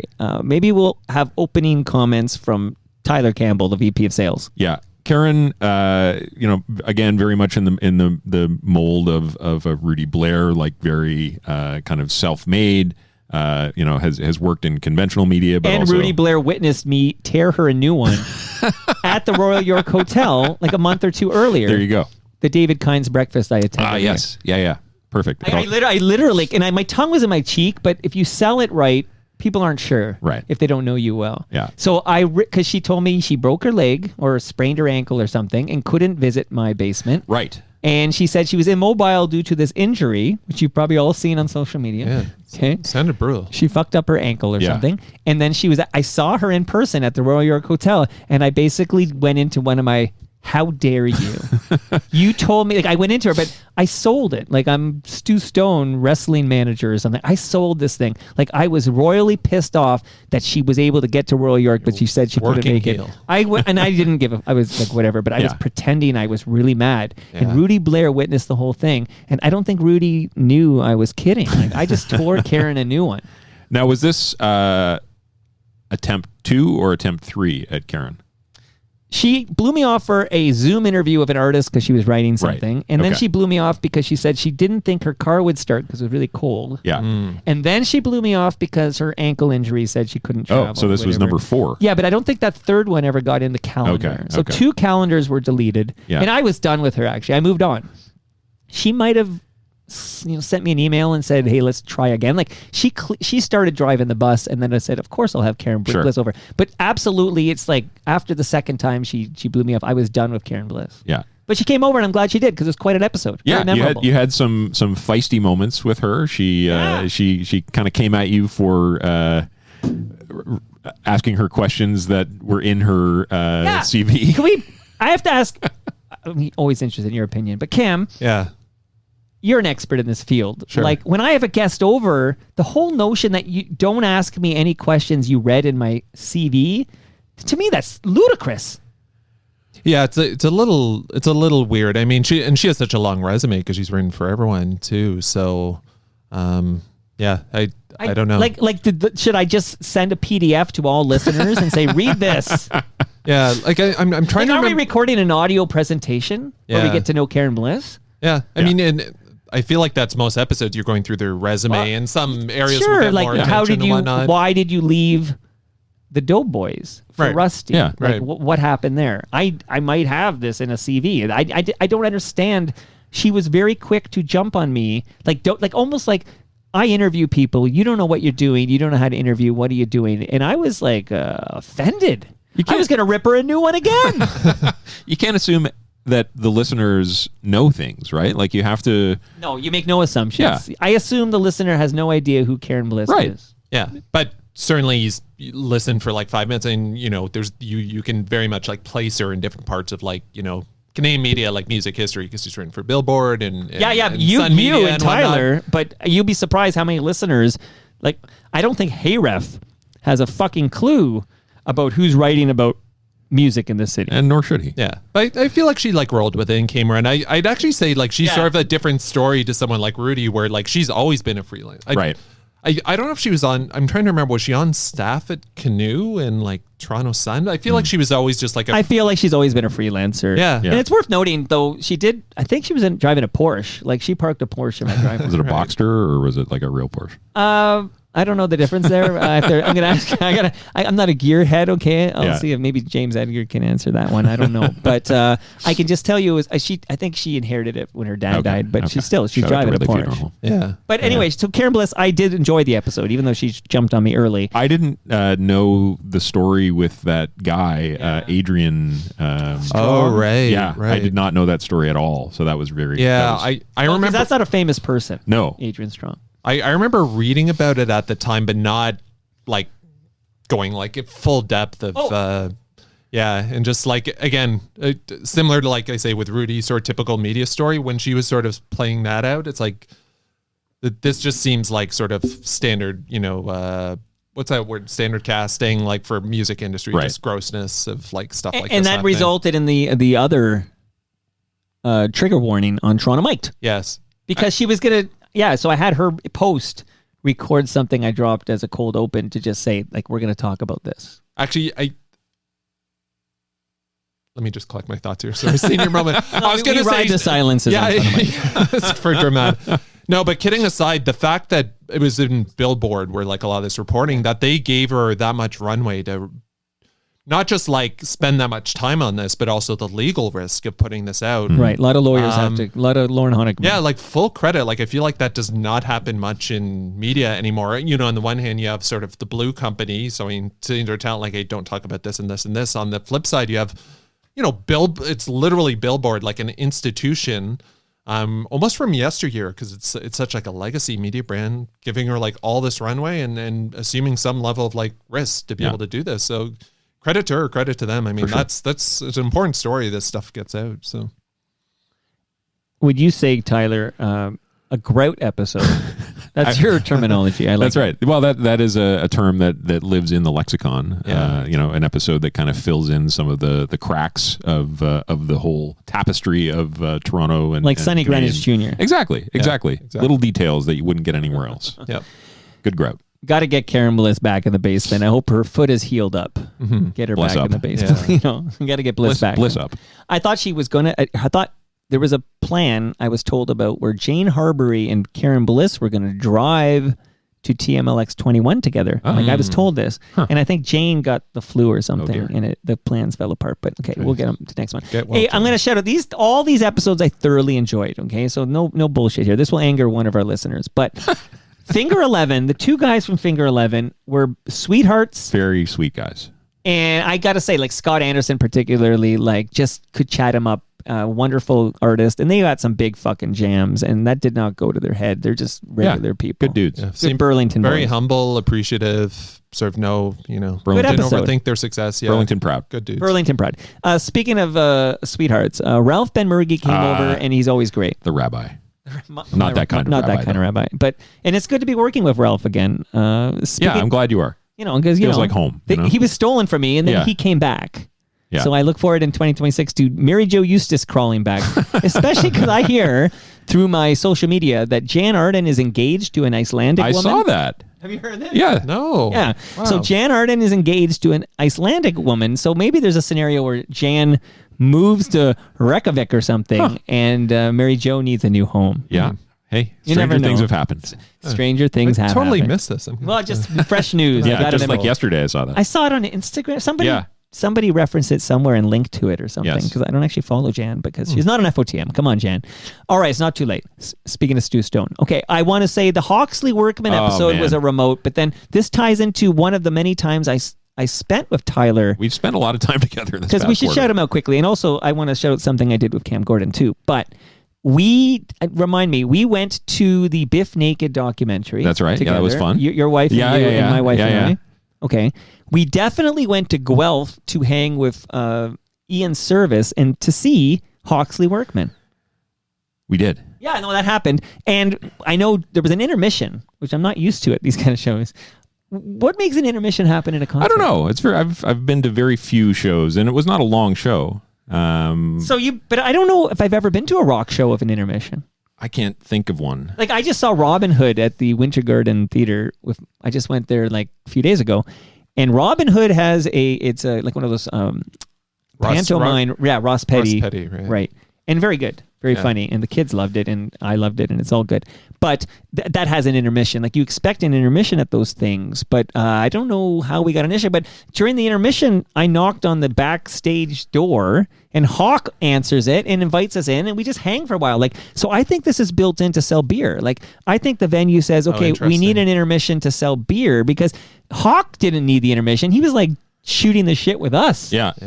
Was this was at that new venue, like the Sonic Hall? Yeah. Is it nice? It's nice. Like it's a good little room. They had all the chairs set up, which kind of I think sucked. in one episode I went off on this, but I did. can't remember which episode it was. But I don't understand. Maybe it was with, I can't remember, Festivus? I can't remember. Where do I go off on shit? But it is weird to go to a rock show where all the good... literally every episode of John Mike, but let's move on. But more on that in the final episode of the quarter. Yes. I find it strange to go to a rock. I still consider Hawksley Workman he's a rock star, right? Like, why am I all the good seats hogged by like foldable chairs for people to sit? Yeah, it was kind of a weird setup. Because we also went to the Trues. We did.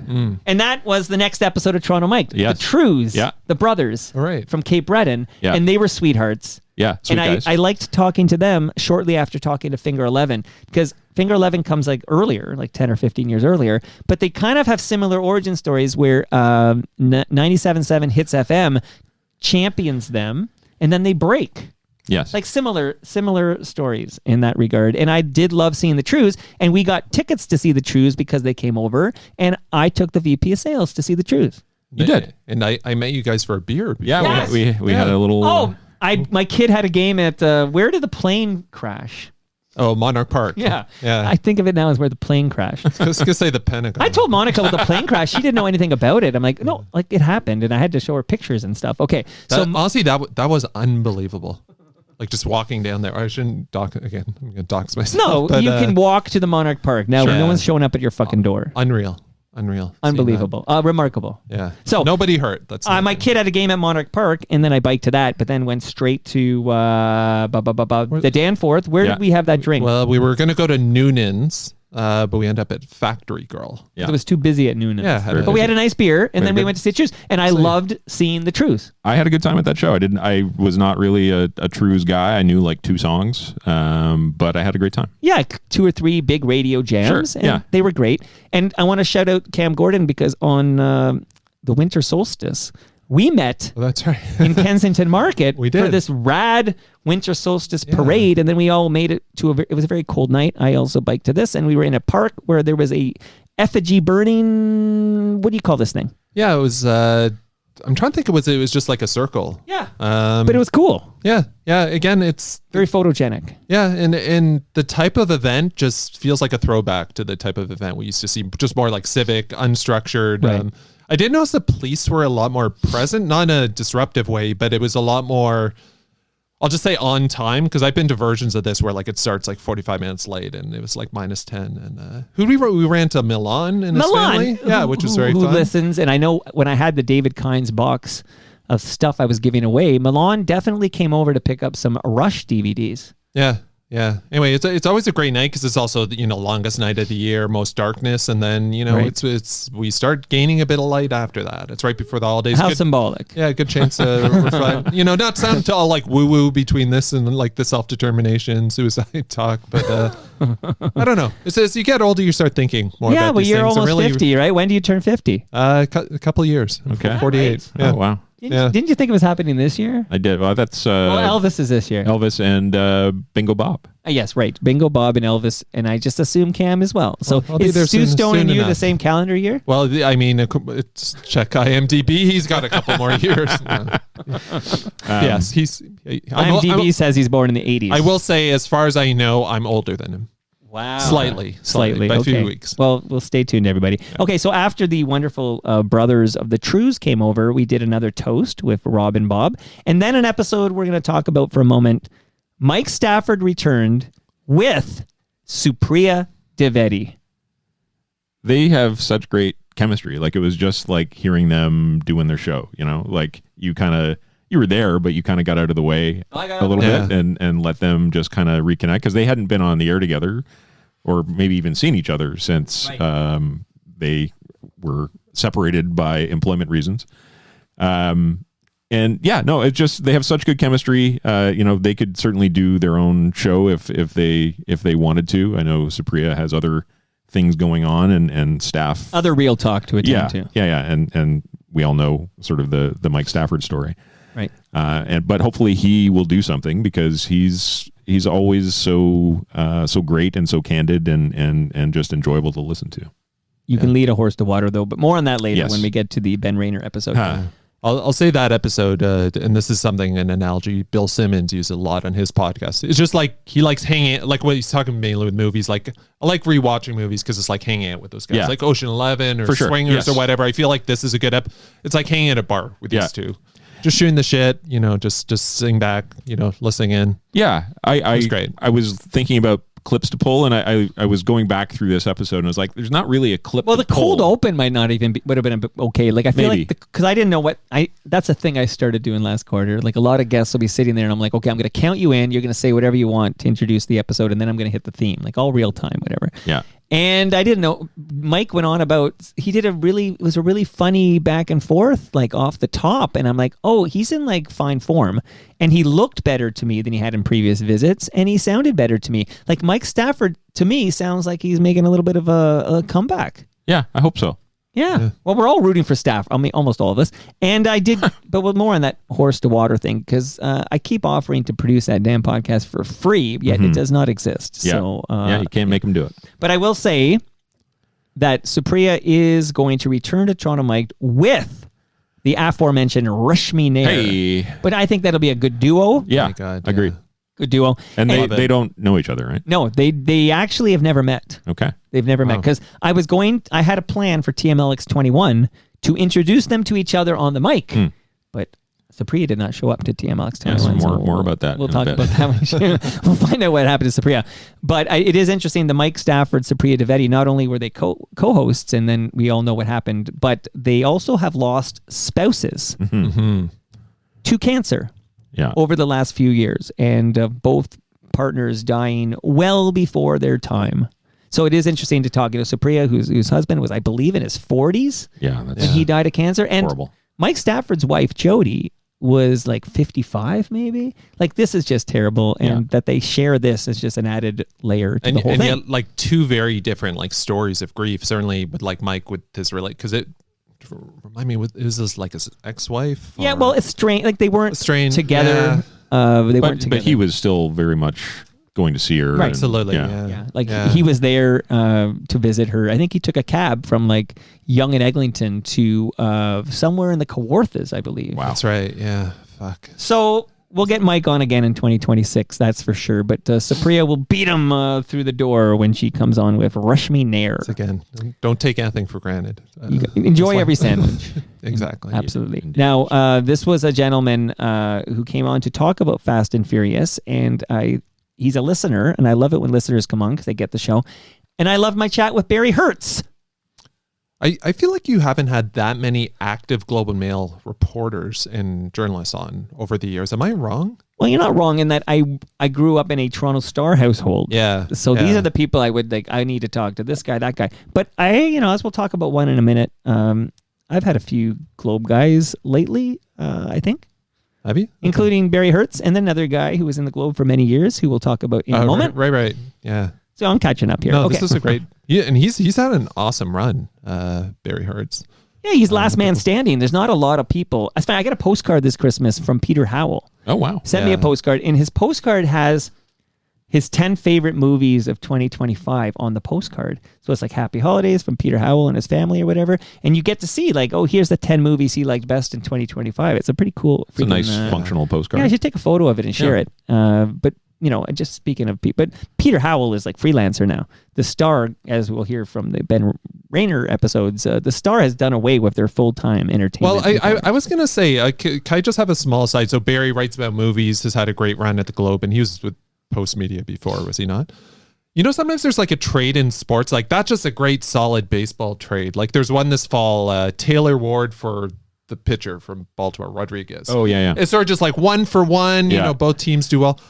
I thought there was sort of a good classic media move that we almost never see, and this was when David Friend, this was in the quarter, went from Canadian Press to the Star, which you almost never see. I assume, I guess I check. Like I just assume he's writing about entertainment again. But it's Well, like, I can ask Ed Keenan if he has any insight, who's here next week. Yeah. Anyway, I might just Google this for my own. You Google that. Well, I information. shout out an episode that does have a clip. Les Klein came over to talk about transforming 299 Queen Street West, not the documentary, but the actual City Much building. Yeah. Les, an architect, and thank you for throwing in my question about maybe him getting a co-op position for my daughter, Right. who is studying architecture. Didn't happen, but she got a job in Hamilton anyway, so she's even better taken care of. Les was great. Listening to the stories behind that iconic building, what a center of culture it was, and it's sad to see that it is no longer. But remains an iconic building in downtown Toronto. So let's hear Les talking about finding that location. How did that site get chosen as the future home of the Chum Media empire? Well, let me roll the tape back a little bit. Sorry. So we were in the midst of doing a number of different things. We were starting to work on that site on River Street. There was a proposal by the owners of 99 Queen Street to renovate the building and turn that into the headquarters. There was a little design competition. There were all kinds of other things going on, and I was really, I was anxious because all these other players were coming into play, and I said, all this work, and I might end up out on the street. Anyway, one day, Moses called me up and said, I want you to go to this. Well, can you do an impression or no? No. Called me and said, I need you to go and see this building that's being sold by Royal LePage. Meet the agent there and walk through it. Jerry McMaster was his name, actually, as I remember. And I went there, of course, rode my bicycle as I did in those days, and still do. But arrived at this building. I walked through the building, and I literally rode back to my office as fast as I could, sat down at the typewriter, and wrote Moses a one-line letter saying, "Dear Moses, you have found your new home." You wouldn't have called him? And it was an amazing building. So 299 Queen Street was built in the early 1900s, 1914, I think it was completed. It was built as the home of the Methodist Book Publishing Company, or the Wesley Building. And it was a publishing house. And therefore, it had a number of really interesting elements. One was printing presses are really heavy, and they make a lot of noise, and they shake the floors. So it was built unbelievably solidly. It had gigantically tall ceilings, perfect for equipment, hanging lights and hanging equipment and getting air conditioning where it needed to go. It had gigantic windows. It had personality. We both Moses and I fell in love with the gargoyles, and as you know, there is a gargoyle up there. Yes. Shout out to J-Ho. And we really realized that the location was fantastic, because Queen Street West, I mean, it was so uncool as to be painful. It was full of used furniture stores, used appliances, little bits and pieces of things you could buy to build something called computers. It was really... That was just a fad. It was really, really run down. But it was an amazing location because it was just down the street from City Hall. It was on a streetcar line. It was up the street, as we found out not too much later, up the street from the new, rising, unbelievably expensive CBC headquarters. So we really loved this building, but we thought immediately that it could do all of the things that it needed to do. Hey, shout out to Nick Iones, who is sponsoring this program in January 2026. So much love to Nick and Fusion Corp. I added a Fusion Corp logo to the back wall behind me in the studio here, but it's only because Nick got Les Klein on his podcast, Building Toronto Skyline, that I said to myself, I have more questions about 299 Queen Street West, and I got less to visit me. And yeah, that was a great clip you pulled. Thank you. And again, you've never stepped foot in that building, right? I've never stepped foot in that building. Incredible. Unbelievable. But I have been in the speaker's corner booth. Okay. I've done a couple there. Counts. Yeah. Does that count? Okay. And I also found it interesting that he talks about 1914 is when that building was built. Because a lot of these buildings, I think they're older than they are. And okay, 1914. Maybe because this building you're in right now was built in 1916. Oh. Yeah. So I think, like, okay, how can it be earlier? So 1914. But it's interesting that the next episode of Toronto Mike, are we moving on from Les? We can move on. But Les was great. Yeah. I think it's an important conversation For about sure. 290 Queen Street West. And he was great. I was going to say, I squint at like the upcoming episodes we're about, and now we're going to the fine arts, sort of the broader arts corner. Well, we'll get to that. But yeah. Jeremy Hopkin, who you referenced because of the gargoyle. Yes. Every quarter in 2025, J-Ho, as I call him, visited me for an episode about whatever, Old City Hall, Sunnyside, whatever. But we said, let's go on location somewhere and record. Like, it would be fun if we did it somewhere else. And we actually recorded episode 1800 of Toronto Mike live from Casa Loma. He made that happen. Man, I enjoyed that because not only did we record from the billiard room, but then with a giant moose. Shout out to Moose Grumpy, who I believe we named. Sweetheart, I think we named this moose.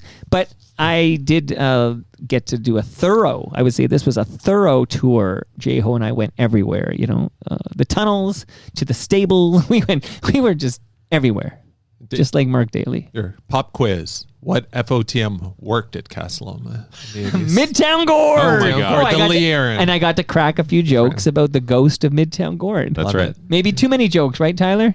That's right. Because coming out of that, I think it might have been, I don't know if it was that or the joke about YYZ Gord affording many Toms. Oh yes, that was good too. Yeah. YYZ Gord, who I think is like in Singapore right now, maybe. I think don't so, know. yeah. Where isn't he? Where hasn't he? We been should add a this year? segment. Yeah. Where in the world is We should. Tom and Gord. Gord. Yeah. Yeah. Well traveled, those two. Indeed. So it could have been the Willie Nelson, but it could have been the wine. I don't know. But a woman, I know where you're going with this. I think I mentioned this in the Festivus episode, but I haven't actually gone really public with this yet because I still don't believe it's happening, but it is happening apparently. Melissa Stein listened to episode 1800 from Casa Loma and decided in her opinion that I was very funny. And then she on her own rented out the Alma Combo for a night in May 2026 for me to headline, and she's going to sell tickets. Any questions from I still media? don't really understand, like, you're funny, therefore I'm going to take my own money. Well, I was hoping she'd show up at TMLX 21. I was going to put her on the mic and get these answers. But it's. I should point out, it's her money. I haven't put a penny into this. Sure. Good.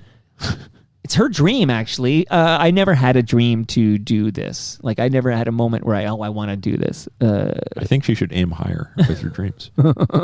I had other dreams, okay, Tyler? I had other dreams. They involve boot sauce. Sure, and yeah, other yeah. important things here. Yeah. But, so there's do you know the day? No, I don't. It's like May 25th or something. It's in May. Yeah. I have to get that day.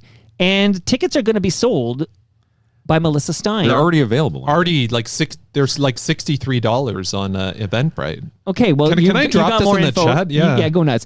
So all I know is at some point over the next few months, I need to craft an entertaining piece of performance. Yeah. And it's not what I do, but I have an idea for this, what I'm calling Toronto Mike's social experiment. I could say this could be like a Spalding Gray, like swimming to Cambodia. Yeah. It's going to be an original piece of art because we're going to get the art stuff coming up. But I'm going to make it, and it's going to be designed so that it could play well whether there is 2 people in the crowd or 200 people in the crowd. $65.23. That is steep. This on Eventbrite also says it's an online event. Oh. So I don't even know what this is. See that I don't know what that is. It's just I weird. don't know what this being an online event, but this is as far as I know, it's an in-person event. Yeah. can't remember the name of that room in the Elma Combo. But I do have an FOTM who's going to join me on the stage because as I tell this tale, which I'm still crafting, I'm going to be spending a lot of time over the next few months crafting this. There are musical cues that will be performed live on a keyboard by a prodigy named Rob Bruce. The Paul Schaefer to your... So maybe he's worth the David $60. Letterman. I was going to say the James B. to Ralph Benmurgy. Right. Absolutely. Here, Yes. very famous James B. Yeah. So, like, this is not the official announcement, but that's happening. And because I didn't put the money in. I hope Melissa doesn't take a shower on this, but I think she can handle a shower. Or is it a bath? I think it's a bath. Okay. Yeah. Well, she could use a bath. Like, I'm not worried about her kid going to bed hungry or anything. Right? Yeah. But this is happening. It's bizarre to me how out of my comfort zone it is, and how it's the origin story is interesting to me. But I do plan to bike over to the Elmo that night and perform something.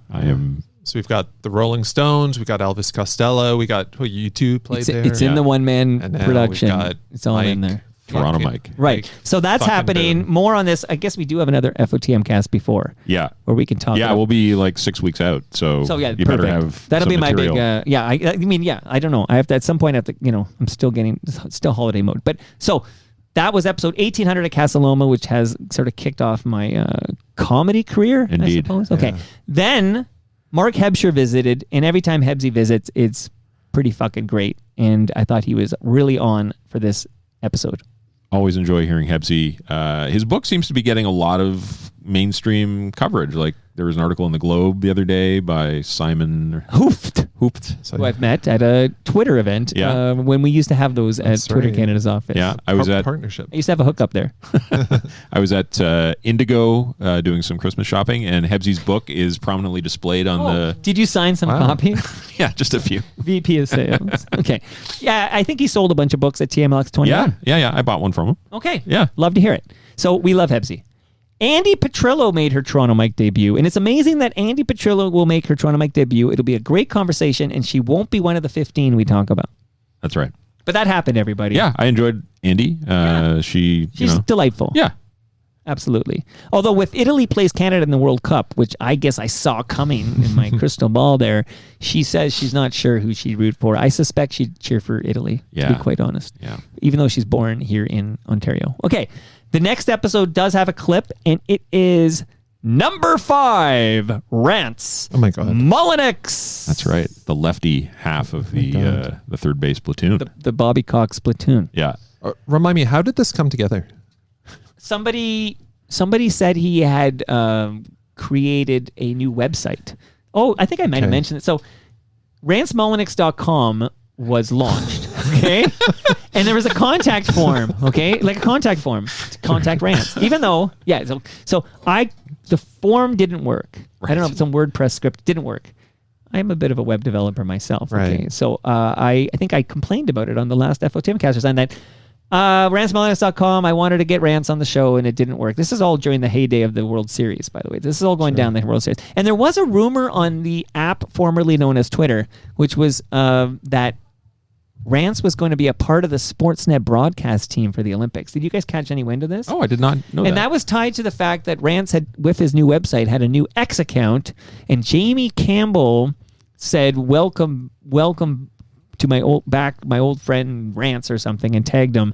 And some people might have blogged about that being a clue that Rance was joining the broadcast team at Sportsnet for the World Series run. Meanwhile, behind the scenes, I'm chatting with Rance, who's talking to me about the vacation he's going on. Like, I know Rance is not a part of the broadcast team, but Rance does schedule an episode of Toronto Mic'd, and it was via Zoom. He's in California, and he did not show for this episode. So I was on the Zoom to talk to Rance, and he did not show up. He gave you the John Kastner. Right. Yeah. And I'm like, geez, I'm sitting here for Rance. He's not showing up. Damn it, I was looking forward to it. But he was very apologetic. He got carried away with some planning for some coaching he was doing or something, and he rescheduled, and Rance made his Toronto Mike debut. Rance was very solid. It was very fun. And here's some real talk from Rance. Okay. Do you think Dave Stieb is worthy of being in baseball's Hall of Fame? In Cooperstown, New York? Yes. Yeah. No, I don't. And the reason I say that is his overall numbers across the board, I don't think warrant it. He didn't win enough games, et cetera, et cetera. So I would say no. Dave had a great run during the 80s decade. And, his probably first 2 years, 3 years that he pitched in the big leagues with the Blue Jays, the teams weren't very good. So you can make an argument that he would have definitely won more games if he had played with the same type of team that he did from 83 till he retired, I think, at the end of 92, I believe. But no, I don't think so. But for 10 years, for a decade, he was about as good as it gets. That's for sure. So this is me talking in real time, not to Rance. But if you're as good as it gets for 10 years, that doesn't get you to Cooperstown? Yeah. I don't know if I can agree with Rance's police work there.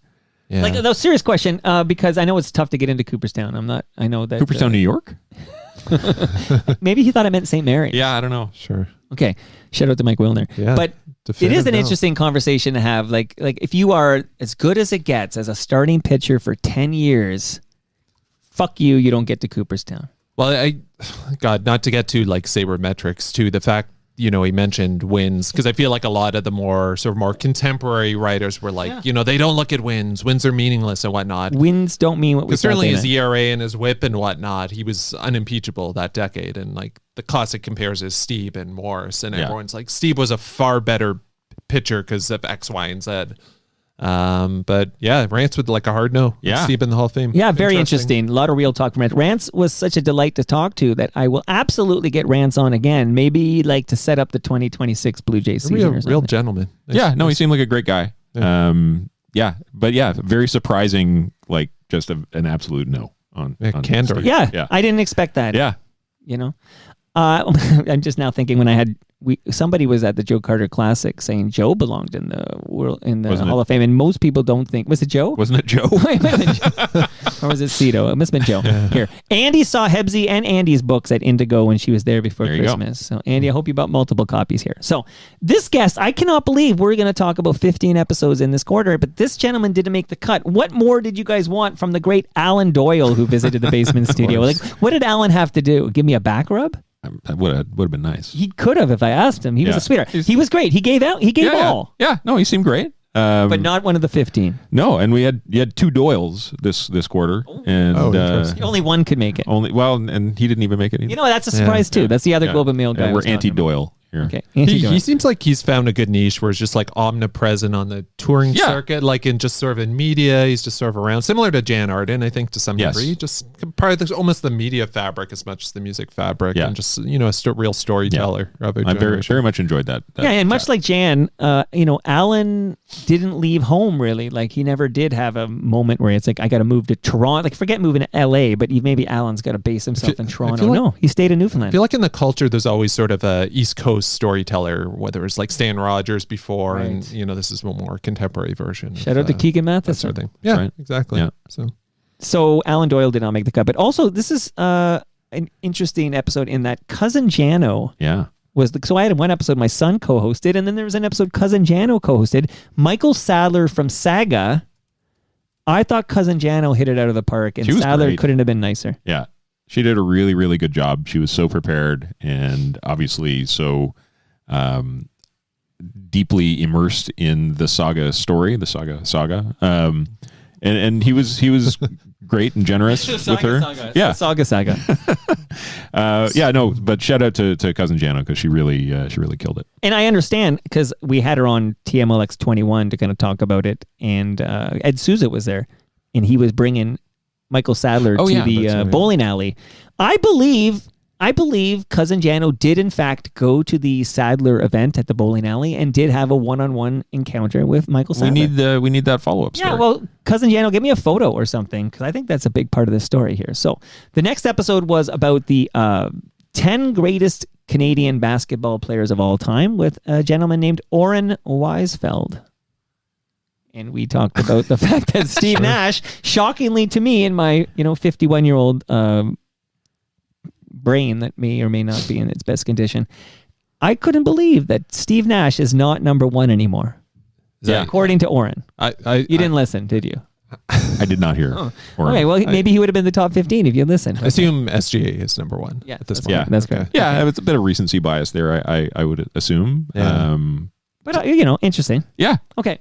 So Dave Hodge is always interesting. And once a year he comes over and delivers his 100 favorite songs of the year. And that happened again. And it was good to get him in the basement and talk about it. He's turning 80. Wow. In 2026.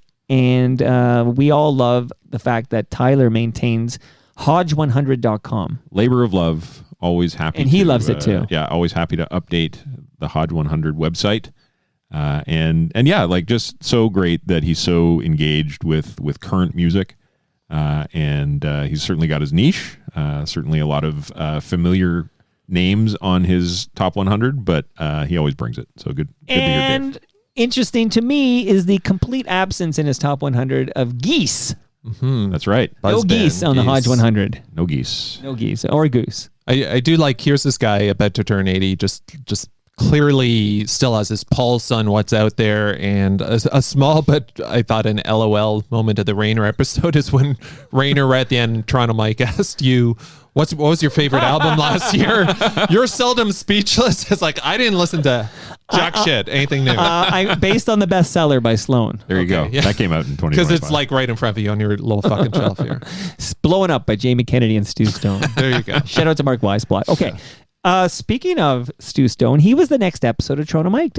Stu Stone came over, and that's when he gave me hell for not believing in his buddy's baseball. Cut you down to size. Yeah. And I just laid back and let him go because, like, A, I deserve it, and B, it was bringing him great joy. Yeah. Okay, we might hear from Stu later in this episode. So let's talk a bit about TMLX 21. Did you pull a clip or no? I don't have a clip, but lots to talk about. So a number of people who showed up, like, you'd say the bold-faced type folks, like your Mike Epples, your... can I play a clip of Mike Epple? Oh, yeah, please. So you did do it in the intro, but I didn't know you were going to do it in the intro. So this was an interesting 12 seconds from Mike Epple. Before I leave, just happy holidays and Merry Christmas to everybody, and love the Toronto Mike universe and all of the content. By the way, you always go on about FOTMCast. That's probably my new favorite thing. God love him. So he's one of those 6 real heads we allow to listen to the show. Mike Epple. I saw Epple at a holiday party shortly after this. He said the exact same thing there. I think I shared a photo. Like, so we lean legit. into the fact that we don't want people listening to this show unless you're like we feel the download numbers. I look at these download numbers for FOTMcast, way too big. It pisses me off. Like, I know these can't all be real heads. I really would be happier if I saw the FOTMcast download number like single digits. Yeah, they're probably bots. Well, I hope so.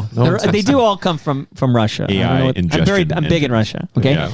but we lean on this Sure. fun little thing, just like when you did your shtick about how crappy the quarter was. Even though we all know it was an award-winning quarter. Of course it Toronto was. Mike, Of course it was. Everyone knows that. But I think Mike Epple might think we're being like sincere. Like, so Apple's always like, why do you say FOTMcast shouldn't be listened to? It's his favorite episode of Toronto Mike. Well, therein lies the rub.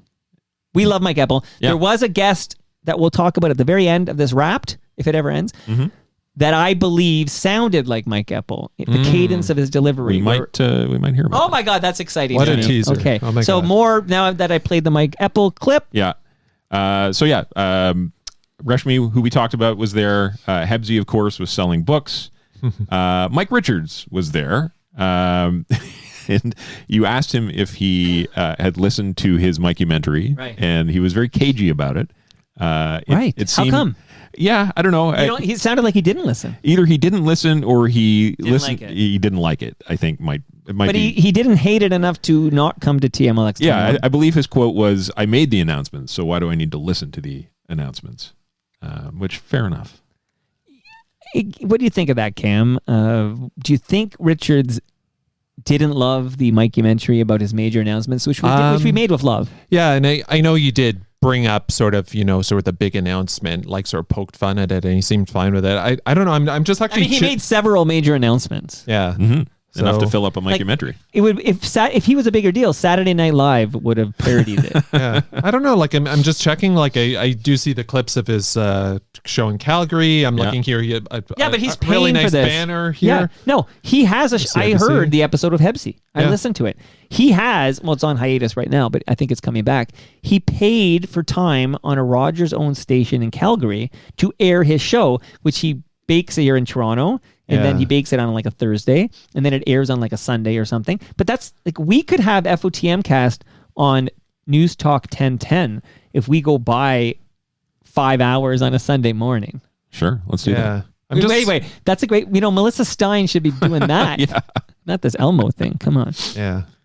Anyway, I'm just looking at his Twitter. Okay, so account. I also want to shout out a couple of people who traveled a great distance to be at TMLX. One gentleman named Steve. Okay, yesterday I watched the Bruce Springsteen biopic yesterday. Oh yeah, I watched that the other day as well. And I was thinking about my experience of Bruce and how a listener named Steve, gifted me 4 tickets to see Bruce Springsteen. And I took my wife, my brother, and his wife. Just out of the blue. Here's some tickets. Just out of the blue. Unreal. It was unreal. And remember, that show was postponed a year. That's right. Right. Because he had ulcers? What did he have? Something. He had Ulcers. something. He had something. Yeah. He had something. For health reasons. So, yeah. So, and then it was the day after Trump was reelected. That's a fun fact here. And he was a little late, which was abnormal. But anyway, it was a wonderful show, and I made an episode about it. But this guy, Steve, drove like 3 hours from New York State, and he gave me some wonderful gifts, including very expensive shears that he makes in his job. They were. I held them. They were very substantial. Monica Googled the price. You ready? Like scissors or garden shears? Yeah, like scissors. Oh, nice. So it's a hefty pair of scissors. Like, I'm so stupid. I'm dumb. I'm thinking this might be $40 scissors. Like, this is pretty good. $40 scissors if I go to Kitchen Stuff or something. Kitchen Stuff Plus or whatever at Cloverdale. Monica says they're $350 What? scissors. And Wow. I got 2 pairs. Holy shit. So if anybody wants to make me an offer, Wow. just kidding. So Steve said, then fine. But then Gabriel Layden, once again at a TMLX event, and he came for that from Montana. That I don't understand. And I want Gabriel to know, because he might be one of the real heads listening, his gifts that he gave me, these beautiful custom-made notepad things, I don't know what to call them, are proudly displayed in the TMDS studio. Yeah, love it. Can I see those? Yeah. I thought this was your passport. So Gabriel had a lady friend with him, right? Yeah. I don't recall her name. But she was an attractive woman. Yeah. But they were Lovely clearly woman. like not actively dating, but they're traveling together and they were canoodling. They were definitely canoodling. So it sounds, and I think I asked her straight out, like, what does it take for Gabriel to get you? And he's like, it's the ball's in Gabriel's court. So Yeah. it sounds like he's slowed things down there, but not so slow that he won't bring her to Toronto. Sure. Yeah. That's a big deal. Yeah, I had So that was exciting. I had a good long chat with Gabriel. He's a fascinating character for sure. I enjoyed it. And Hebsy sold a lot of books. Yeah. Great crowd, great room, great event. Yeah, it was a full house. Like you've been doing this for how many at Palma now? Is that 5? 4 maybe? I don't know. There was number 5. couple year break for COVID in there, but definitely the most people, and we couldn't even hear the show in the room. So that was a discussion I had with some valued FOTMs. Like, do we, and you guys might be in this group, but like, do I make it more of a live show? But it sounds like the diehard members of the TMU that come out to a TMLX event like the fact they can catch the show later, but they can talk to their friends they haven't seen. Like, that whole networking, catching up component is important to them. So I feel like maybe we have the balance. Like, maybe we have, come up front if you really want to hear the content. Otherwise, like, this might be just what it is. Yeah, it was the most fun I've had at a TMLX. Wow. I feel like the format works. I wasn't there. I don't. Why weren't you there? Well, this one's always a bit tricky timing wise. I do come out to May, the other ones, as you know, but late November in Mississauga is it's challenging. Understood. It's a challenging But time spot. Carla Collins was there, and we'll talk about her more in a moment. Yes. But we mentioned Reshmi and Mike Eppel and Hebsy and the Professor Pricklethorne. We have, of course, Jerry Levitan. Yeah, Sir Jerry. Ed Souza showed up. A lot of cool cats. But there were a few people who told me they'd be there, 100% be there, and they didn't show up. So I'm going to just call them out, like, just as an opportunity to be really petty about this, okay? Shout out to Ross Petty. Of course. not to know what song was I Gathering Crowds was playing on the Yes. live stream when you guys arrived, and you said Tyler called it Face in the Crowd. Face in the Crowd. And Face in the I Crowd, said, okay. yeah, that's a Tom Petty jam, not the Gathering Crowds. Okay. That's an underrated jam. I like that one. Yeah, Good- well, good that's a song. great album, right? Yeah. That's Bit of a moody track. Totally. Free Falling's on that one, right? Yeah. It's a big one. Full Moon Fever. Yeah, huge. Okay. Rob Butler said he'd be there 100% with Hall his of- wife, yeah, Sherry, yeah. and Rob Butler did not show Canadian up. Baseball Hall of Famer from Right. in St. Mary's, Ontario, I believe. Love that guy, manager of the Toronto Maple Leafs baseball team. Rudy Blair said he'd be there. The aforementioned. Did not show up. Supriya Dwivedi said she'd be there. Wasn't there? Was not there. Pete Fowler texted me to say, I'm going to be there. Was not there. No, apparently he said he had to take his mom shopping or something. We like all that. have That's to what he take told our me. mom shopping. But a lot of big heads were there, and I love everybody who came out, and I love Palma Pasta for hosting. I love Great Lakes for what they did, and I love Ty the Christmas guy from retrofestive.ca who gifted a leg lamp to, I think, the first 75 people who showed up. And I made jokes about the fact, like, we won't have 75 people, but those went fucking fast. Yeah. So next year, we do the live recording at Palma's Kitchen. Get there early. That's my tip for everybody. Okay, so another toast. There's always 3 toasts every quarter. See how that works? We did festive jams.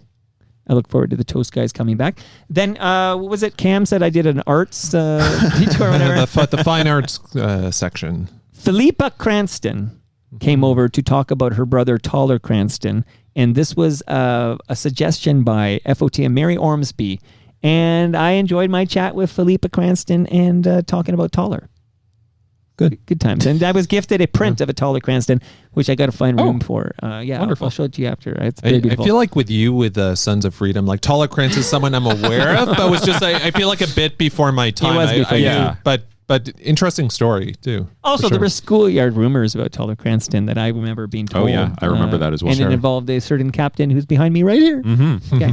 So, Annette Mangard was suggested by a guy named Alan Zweig. Mm-hmm. And Annette is a local filmmaker artist, very interesting person to chat with, who did a documentary about Nobuo Kubota, who was like a sound artist, like a soundscape artist. And I knew nothing about Nobuo or Annette, so I learned a great deal. And that was my art run.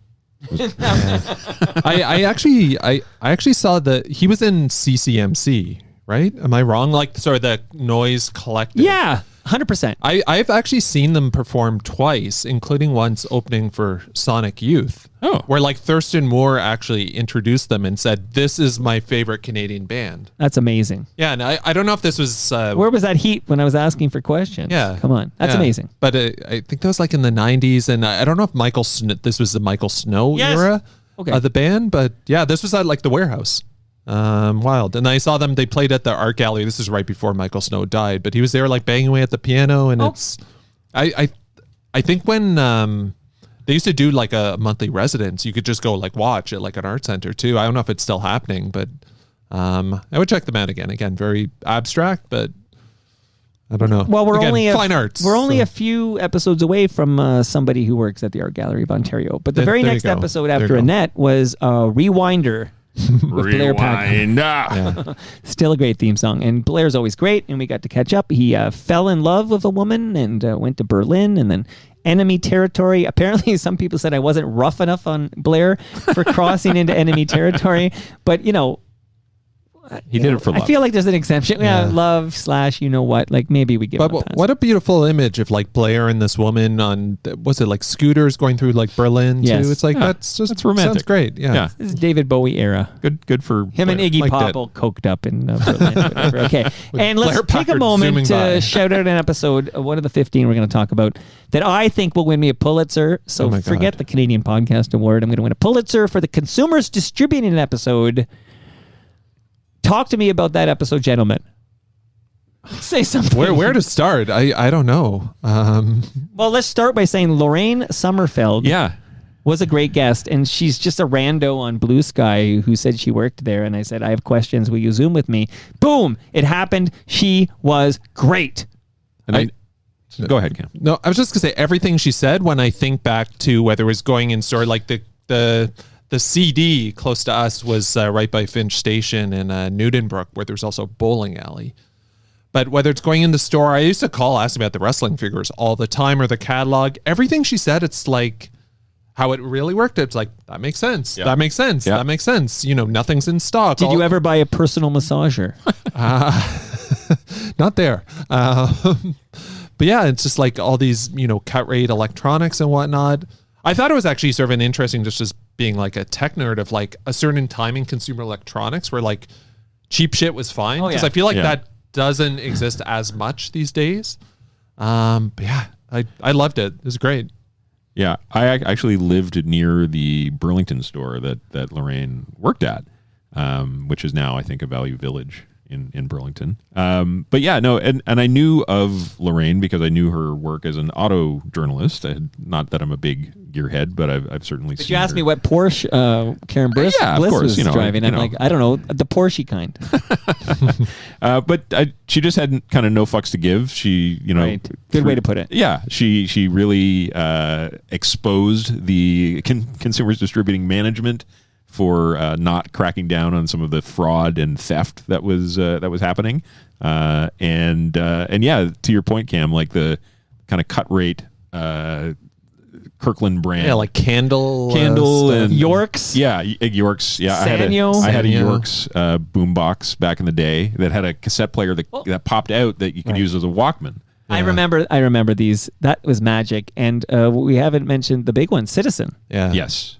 And I Right think up there of Candle. It's something our children will never know, but like, remember how like premium like Sony was in the 80s? Yes. Like it was, I don't think it was quite like Apple is today, but sort of. It was sort of, you know, oh, this is like cutting edge. Yeah, It's what like yuppie scum would have. Yeah, like the, at their the pinnacle penthouse and stuff. of electronics. Absolutely. That forehead hi-fi VCR that Elvis Stoico was returning, was that a Sony? that was that Future Shop. I think of that story as being towers. Like, I think the story's Tower. better. You Yeah, might want to no. workshop the story before you give it at the Elmo with know. me, because I think it's a better story if that's a towers, and that's the way I tell that story. One other small like callback. I know this episode came up a bit when Ed came for the second time during Christmas. He said he had like a clip from Consumer District, and was it like there was mysterious cars appearing outside his house, or he had sort of he mentioned something about running afoul with the consumers distributing people. Ed Conroy? Yeah, am I imagining that? Do you remember this? I don't remember this. Well, we are going to talk. Maybe we'll Okay. jog the memory. We will Anyway, talk about let's the Ed move Whitman on, thing. but- So we have to move on yeah. because that Pulitzer Award is going right here. Like, I got a spot in the studio. I'm not joking. I think I'm going to win a Pulitzer for the consumer. I think that's why Toronto Mike exists. I was gonna say I made a rare blue sky post replying to said this is gonna be the Enron Right. of Canada or whatever I Right. said. Smartest guy in the room or whatever. Yeah. Okay, and we all concur. So Let's no keep an eye on fucks to this. give. This and, developing story. Lorraine this is why, Sommerfeld. This is why you get the news in current affairs. This investigative journalism. The most current of affairs, the consumers distributing. Jim Shedden came back, speaking of our Gallery of Ontario, because he worked at some architectural firm. Bruce Mao Design. Right. And worked very closely with Frank Gehry. Or at least worked with Frank. I don't know how close they were. But he worked with Frank Gehry and had words to say about Frank Gehry. And we put together a very quick memorial episode for Frank Gehry, the only architect I know of who had a cameo on The Simpsons. There you go. And certainly someone helped shape the skyline of right. many places. Many places. Yeah. And did work in that art gallery of course, Ontario as well. And Jim Shedden was at TMLX 21, so much love to him. Jason Schneider came back to talk about one song, and I thoroughly enjoyed my 90 minutes talking about Hey Joe, where are you going to go with that gun in your hand? So love to Jason Schneider. Yes. This is one of those I just need episodes. something. Like, I always like, pause, just say something, and then I'll move on. This is such a random thing for like a music journalist / publicist in Canada to write a book about, but what a great topic. It worked. And I love this sort of topic, like the origins of like all these songs we've been Right. hearing. Like I feel like Ram Jam's like another one that came out of like, you know, sort of Slavery. Yeah, I was gonna say like, and you hear all the different versions, and this one, Right. like, Hey Joe, I mean, Or House of the Rising Sun. yeah, House of the Rising Sun, Like and the Animals, Dylan and the Animals, and there's these versions that kind of popularize it, but these songs have been around forever. Yeah, and they just sort of morph and mutate over time, and like Mr. Bojangles and what's that Nirvana did, the Lead Belly song? Where did you sleep last night? Yeah, In the Pines. Yeah, So yeah, And I think on Toast I've done a deep dive into In the Pines. I really like Jason Schneider too. Yeah. Well, him and Barclay head. wrote one of the great books of covering what we're talking about all the time. Just to close the loop on the Ed Conroy consumers distributing thing, just looking back at the transcript. Oh, wow. There's a transcript. There's a little Robert Lawson. All right, let's hear it. There was there's some conversation here about wise guys and Ed saying, I've heard stuff, can't confirm a lot of the things I've heard. It was a scary group of people, no doubt. The founder went to jail for fraud. That's what I said, yeah. Yeah. Which is true. So I think he was just kind of... It's not slander if it's true. So not a full hallucination. Yeah. Ed talking about this. Yes. All right, well, we'll talk more about Ed in a minute. We're going to burn through these non-50. I feel like we're spending too much time on the ones that we're not talking about. Indeed. But Nick Ianni's little known fact that if you do sponsor Toronto Mic'd, you get an episode of Toronto Mic'd. So step up. If you want an episode of Toronto Mic'd, sponsor the fucking show and you get an episode. This is available to all sponsors. And Nick took me up in the offer, and I always like chatting with Nick. Thalia Assuris, we didn't pick this as one of the 15, but we did get some confirmation about how she is related to, it's in the book, Nick Kiprios. That's right, because I do recall from back in the day on Sportsline, Hebsy and Taddy would always make reference to the fact that Kiprios was Thalia Assuris' cousin. Right. So the fact is, we learned from Thalia that Thalia's godparents are Nick's parents. Right. So Nick is the son of her godparents. So they would be like close family friends. Yeah. They'd grow up together, but they're not actually technically cousins. But you'd call them cousins because, your if you're on the... if you're on the Bear... Yes. Isn't everybody a cousin on Yes, the Bear? cousin And I Richie. just saw the Bruce Springsteen biopic. That's right. Do you want a review? Yeah. What was your review? I was prepared to not like it because the reviews were so mixed. Unlike the Dylan one with Chalamet, which everybody fucking loved. And I was prepared to like that very much.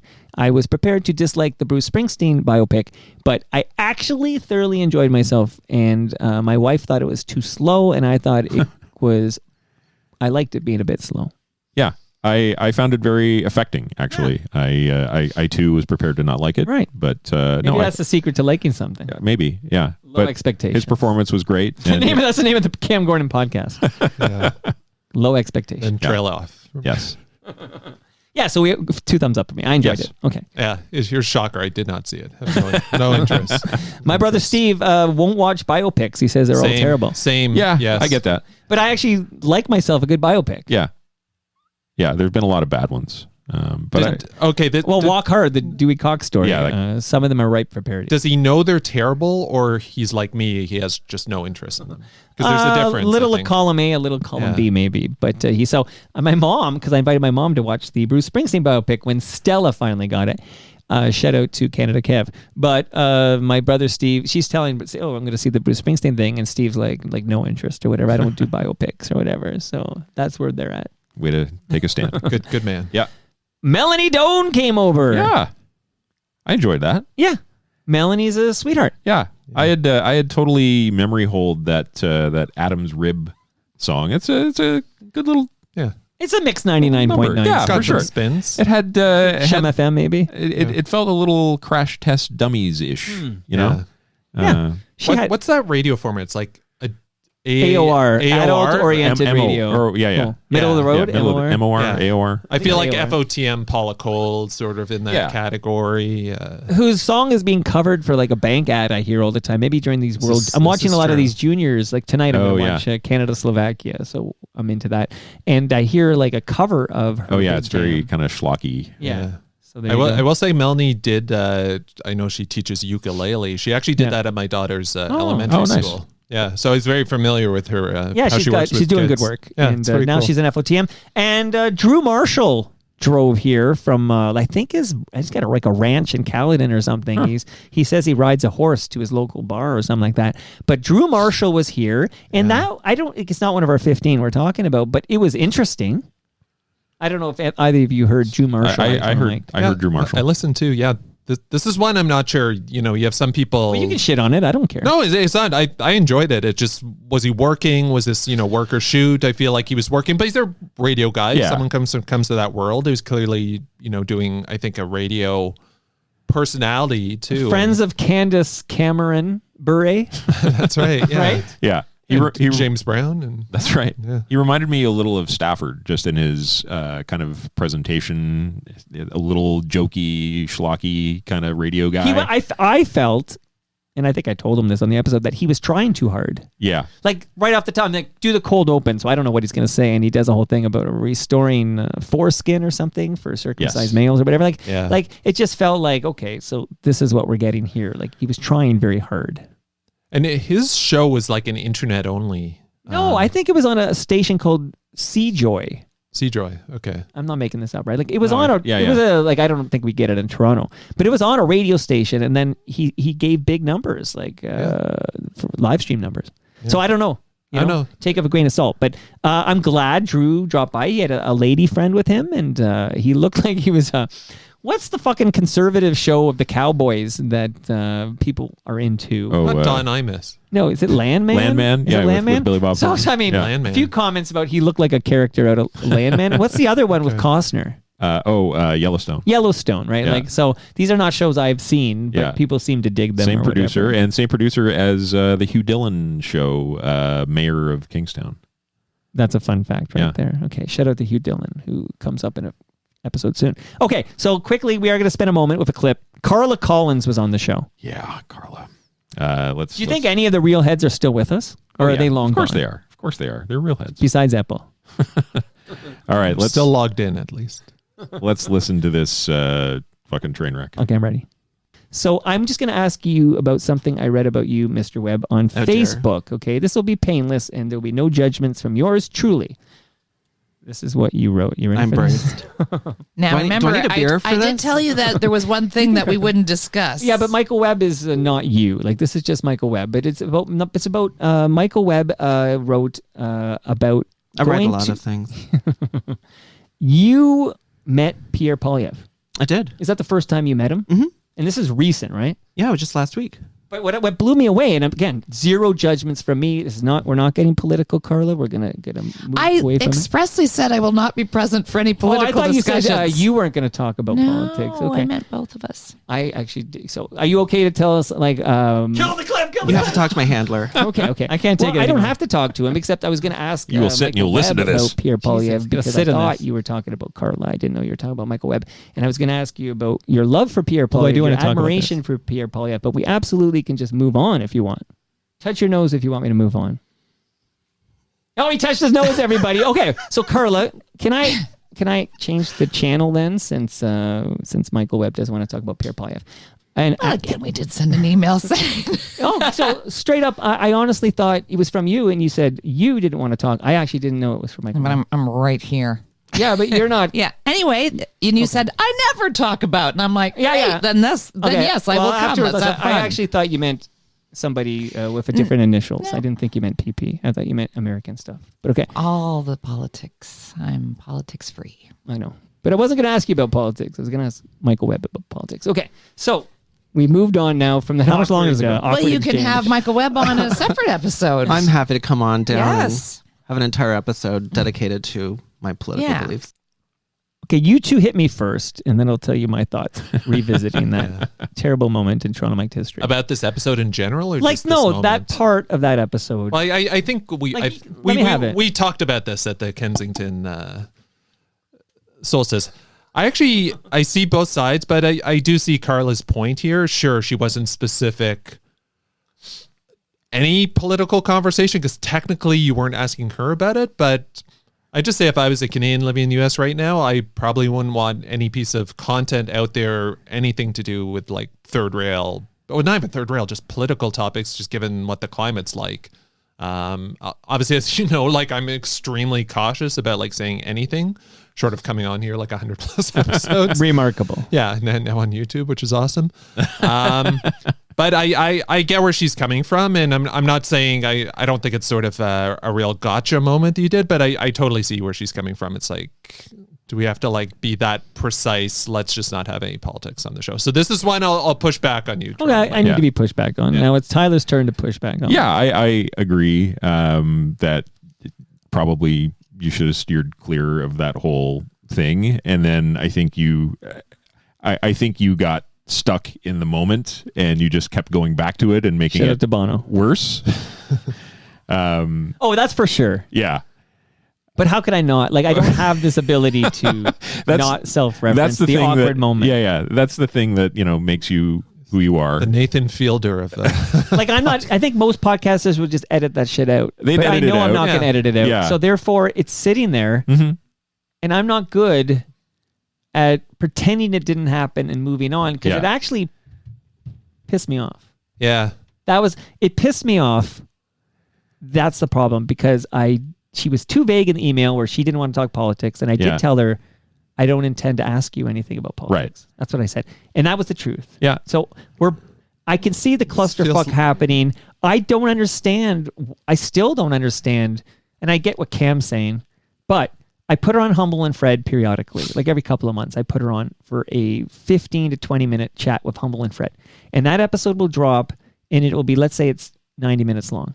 It'll be 25 minutes of Carla and an hour of shitting on Donald J. Trump like it's their fucking job. But she's not on the show. She leaves the Zoom. Yeah. So before she gets on the Zoom, it's all anti-Trump stuff. And then she leaves the Zoom and it's anti-Trump stuff. But it's the same episode. Sure. I just am stupid, because I gave heads up to Michael Webb when I saw him at Carla's stand-up that I was going to ask him about Polyev. And he didn't say anything like, oh, we can't talk about it with Carla there. He didn't say anything like that, or I wouldn't have fucking done it. So I thought my rule was don't ask, like I had a mental note, do not ask Carla her opinion on Pierre Polyev. Yeah. Because she doesn't want to talk politics. But I absolutely had on the mic Michael Webb, who had released a love letter to Pierre Polyev, and I needed to ask him about that. Right. And I didn't like the idea that I can't ask Michael Webb a fucking question because Carla's in the fucking room. Sure. Yeah. Yeah, and it's, your show, and you're going to ask the questions you want to ask, and I think everyone knows and respects that. I would say as a PR person, and you're gonna like hit me with like one of these with my stick here. Yeah, with one of those teenage head drumstick. I'd say the thing you just perhaps want to be conscious of, rightly or wrongly, you just don't want to get a reputation of somebody who catches people off guard. But I was talking to Michael fucking Webb. That's fine. Sure. But I say this when I worked in the agency world. I said all the time, my clients would have ideas about stuff. We want to put this. It's like there's sort of what your intention is, and then there's what people are going to perceive. In the world we live in, the perception is all that matters. So in my career at least, and I know we're not. But that does make for a boring. thing. Of course. Like where all these interesting topics are off, out of bounds. And again, that's your decision, and Yeah, you live with it. Go forth like accordingly. Sting agreeing to come on if I don't ask him about the police. Hey, you said like don't like. Anyway, I'm not going to use that term, but it's like anyway. That's one. I see where she's coming from. I'll just say. So that. Is that the end of my brief love affair with Carla Collins? Probably. Well, but you've also had, tip your Great Lakes to the Mike Carla romance of December 2025. Oh, another great example. So I have many people I respect told me I fucked up the Carla there, and I can see that, but I also can't see me doing anything differently. No, if you do that episode 100 times, I do the same thing 100 times. Well, I'd say, and I feel like we're gonna come to this sort of All right, thing. so let's get there. I'd say if people are gonna come on the Toronto Mike podcast, it's a bit of like. Know what Toronto Mike does, like we all do, and it's and again, it's not like you're an asshole. But it's not gotcha, because I agreed. I did tell Carla I wouldn't ask her about politics. The problem happened that my brain didn't think I couldn't ask Webb about it. Yeah, right. Yeah. So that's the problem. I wasn't going to ask Carla what she thinks of Pierre Polyev. No, was never going to put her on the spot. Sure. And I also had decided in my head, which is my own fault. I had decided this was a border concern with a Canadian living in the United States who didn't want Trump discussed. Like that's what so I know it's politics to talk about Pierre Polyev, but I wasn't bringing Trump into it, and it wasn't going to be Carla, and I may have fucked it up, but I would fuck that up 100 out of 100 times. And if it's that important that nothing political is discussed in your presence on any show you're on, that's not really a guest I want to hang with. Sure. Totally. Anyway, yeah. We're moving on. You got to be you. Yeah. And you were. And I can't believe John Doyle didn't make the list because what a delightful chap with a great accent and a great combo and very interesting to me. Yeah. No, I enjoyed John Doyle. He was certainly What's wrong with you people? He's not top 15. Yeah, well, it's a tough quarter. Okay, well, move on for the great. Again, that's a Globe and Mail guy. Yeah. That came on. So a couple of Globe people. Former Globe and Mail guy. Doesn't write there anymore. But Retro Ontario came back for Christmas Crackers Volume 7. This was only a couple of weeks ago. Yeah, no clip, but he did. I see in the notes from Tyler that Ed Conroy teased a new project with Sean Menard, who's often discussed on Toronto Mic'd. What could it be? Yeah. Any guesses? Yeah, I couldn't hazard a guess. I'm trying to think. So It's got to be big enough to get financing. Yeah, Menard's done Much Music, Terry Fox. Yeah. So I feel like it's some big. Did he do piece the of- Carter effect? Yes. Oh right, yeah. Yeah. So these are like For real Drake. signature, Canadian. He's done a few cultural big ones, although infrastructure. one has only been seen by a few of us. But yeah. Yeah. Yeah. Anyway, I love the Christmas crackers. Like, Yeah. I actually need to go through the transcript because I think there's a lot of Wikipedia updates that need to be made there. Right. The one about the lost Muppets, like the Henson universe, yeah. Avengers all come together. That's lost to history was really interesting. And I've seen that. It's great. They're driving in a car singing a song on their way to Fozzie's mom's house. Yeah, And she's think I it's saw a this. surprise visit, but Fozzie's mom is actually going to a warm beach Yeah. for Christmas. And she's kind of pissed off. Like she's got her shades on and her fucking shorts and she's like, I'm going to a fucking beach, Fozzie. Yeah. And they're all there. And you're right. It is Avengers style because you get sprockets and you get like a Fraggle Rock contingent. You got a bunch of Muppets, of course, but you also get the Sesame Street. This is like a real 80s thing where you'd see, one sitcom showing up on another sitcom sometime, or like two NBC shows. Or, Yeah. Oh yeah, the Mercy Carson universe or whatever. Like, Yeah. I don't know. You'd get you'd get a little Full House action, and then I don't know, Urkel might show up or something like exactly. Yeah, and the door would always open, and people would be like, clap, clap, clap, clap, like the fake clap. that. In Mad About You, Yeah. Kramer shows up Yeah, that's Is that true? as like a neighbor of a former neighbor. Maybe he lived in the building. Right. Paul And Reiser. there was the whole Lisa Kudrow Oh yeah, they were crossover. twins. Yeah. So Mad About You, the waitress is Ursula. I think her name is Ursula. That's right. And that's Lisa Kudrow's what's her character? Phoebe. Phoebe's twin sister is on Mad About You. This is like Paul Reiser and Yes, Helen Hunt. Okay. You got Yes. Okay. And Paul Reiser was engaged, I think maybe married, I don't know, with Hank Azaria from The Simpsons. What?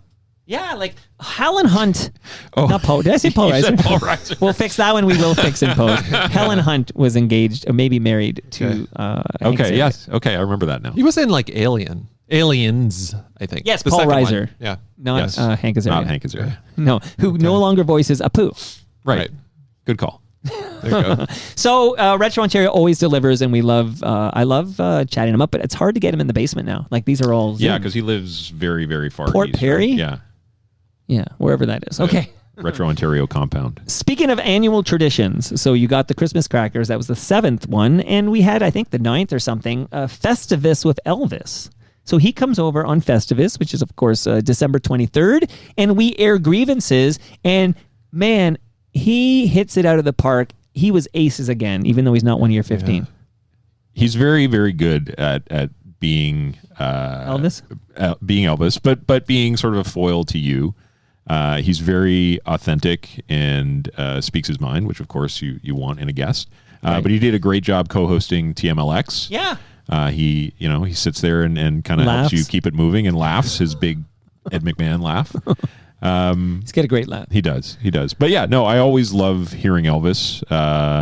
And I understand he doesn't really listen to Toronto Mic'd, which is fine. It's kind of his shtick at this point, but Yeah, he might be secretly listening. he might be. So hello to Elvis, who's listening right now. But He's the real head. No, I always enjoy the Festivus episodes.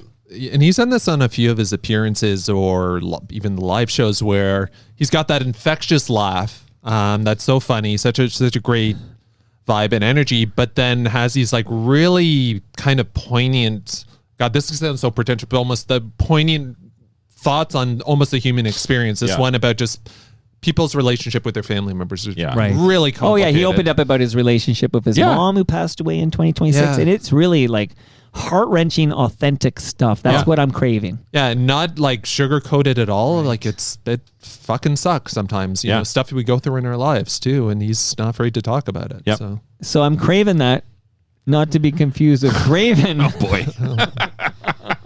Wait for these segues to come nailed out. it. Yeah. Okay. Is it a real I had a rain chat. or a flight? Right. That's coming up. So we only have 3 episodes left. Yeah. Graven's not one of the 15, but that was a chat for his podcast. Right. So I do a little quick. In fact, I do tease. I got an email, like a whistleblower email, about the Matt Schichter episode, which we're going to talk about in a moment. So on our way to. So thank you to Graven for that chat. I dropped it in as like to tide us over.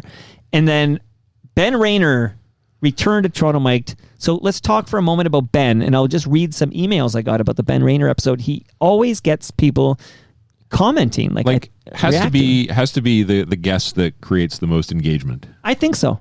Yes, I think I get more engagement from a Ben. You know, Stafford's like second, I guess. Yeah. But Stafford and Rayner, these are the guys who generate the feedback. Ben Rayner.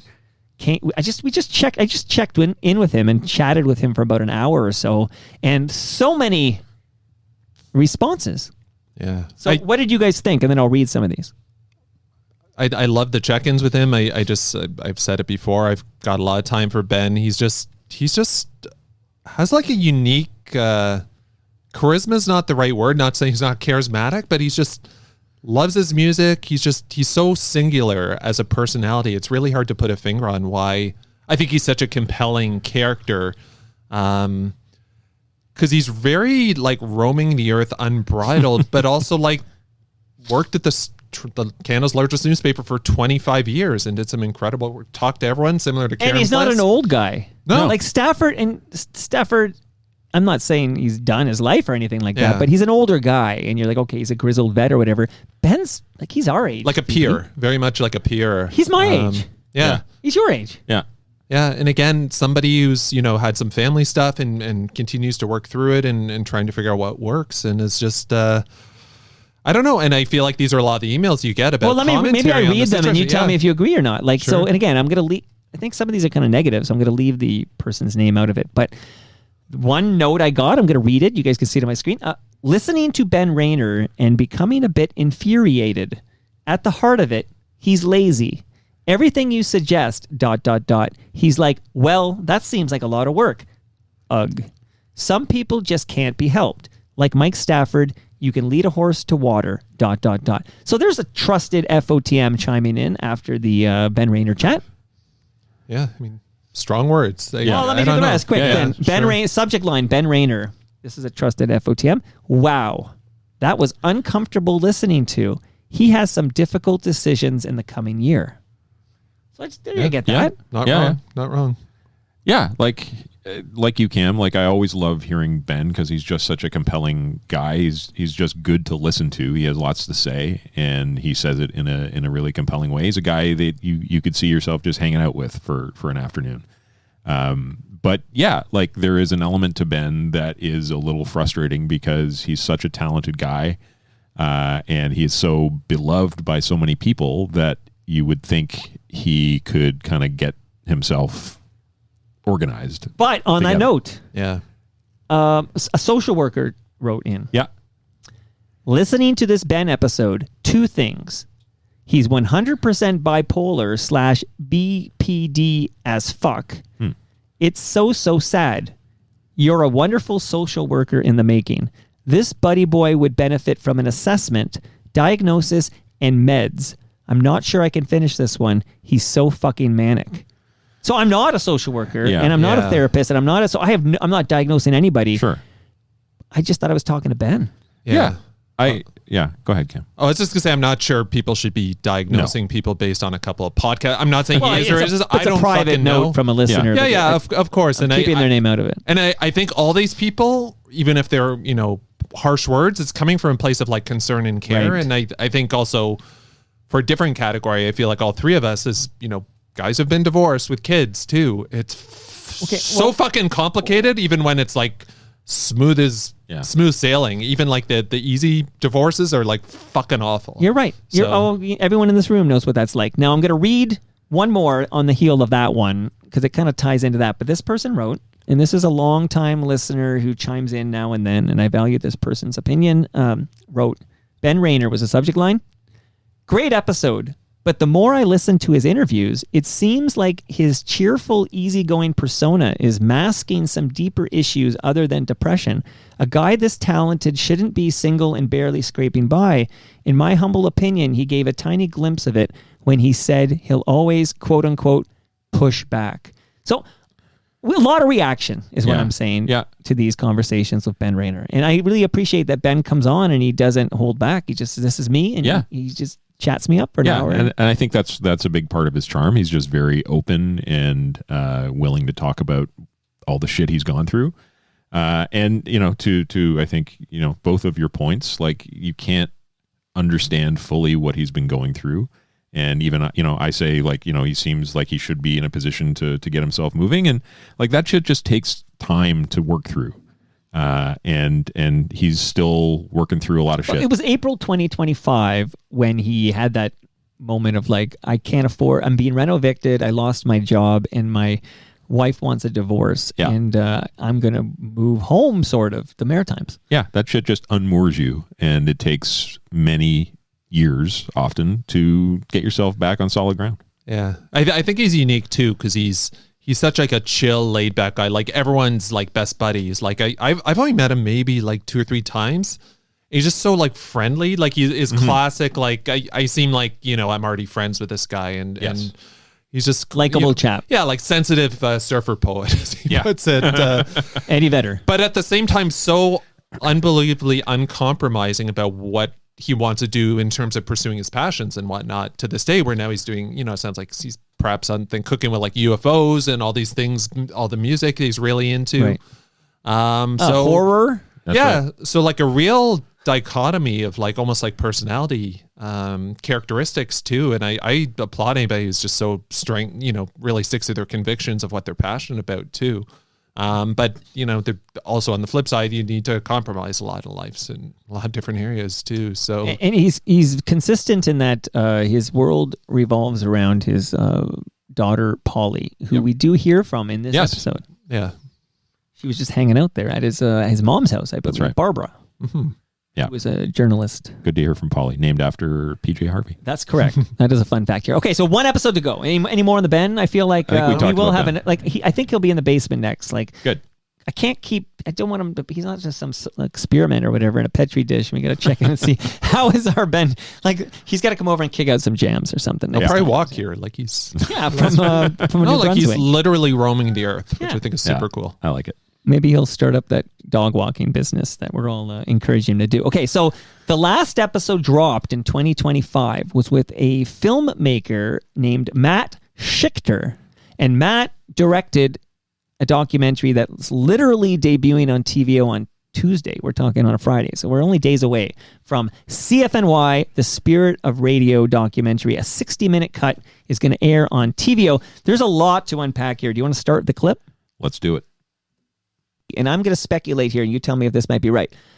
Was there a version, and you're going to say, of course there was, because this is how filmmaking works, but you probably delivered a version before this version I saw that was probably passionately disliked by these stakeholders. I don't think so, or at least not publicly. Like there's enough. There was a Vimeo link where everyone got to make notes on and say, I don't like this at like 34:27 or 59:60. Well, 60 doesn't make any sense. 59:43 or whatever, like with timestamps of I don't like this or I don't like that, and change this, change that, which happy to do. But again, end of the day, someone has to be in charge. And if someone's not in charge, nothing gets done. So someone has to make decisions because there's deadlines and there's money on the line, and it's a bonded film. So if it's not delivered the day it says it's delivered, people start losing money. And decisions just have to be made sometimes. So I think there's a world where this could have been a very different movie from different interviews or from different points of view, or if people wanted to give more dirt on stuff that happened. Like, there's none of that in this film, but no one wanted to talk about any of that kind of stuff. I'm sure there was some, I mean, it's the 80s, right? I'm sure there was some sort of like other shit going on, but no one wants to talk about any of that, and which is fine. And that's not what this movie is, but it's, what's my point here? Well, no, I'm going to help you because I keep referring to it as a love letter to CFNY, and I think everybody with like the nostalgic vibes, the love for CFNY will feel good watching this film because they're going to see all their old friends. You're going to see the old yellow house, and then you're going to see the strip mall in Brampton, and you're going to, I think it's a good hit of nostalgia for anybody who misses the old CFNY. Like it's a love letter. But when you write a love letter to somebody, and I've written a love letter or two in my time, Matt, I'll tell you right now, there's no warts in there. This isn't a warts and all experience. And, no. And your bosses, am I right? So those 5 executive producers are like, well, I guess you work for that company, what's the name again? Highball TV. Your boss is Highball, and I guess Highball's bosses are those 5 executive producers. Am I right at all? No. Okay, tell me. So in this case, the executive producer is basically just a vanity credit. Okay. Usually, an executive producer is someone who puts money into the film. We wanted to give them a credit that had some gravitas too, because it was their idea. They did create the pitch. This is their thing. An executive producer felt right, but technically, the hierarchy of a film, it would be the producer, which is Highball, director, and then the EPs are somewhere in there too. But like this one, this is a little different because they didn't actually put money in. And Highball is putting up the money, right? Highball is putting up the money, yeah. Where do we start with this one? We should do 3 hours on the Schichter episode, which I actually made a point to. Not only was there in real time, but it did sit on the shelf a little bit.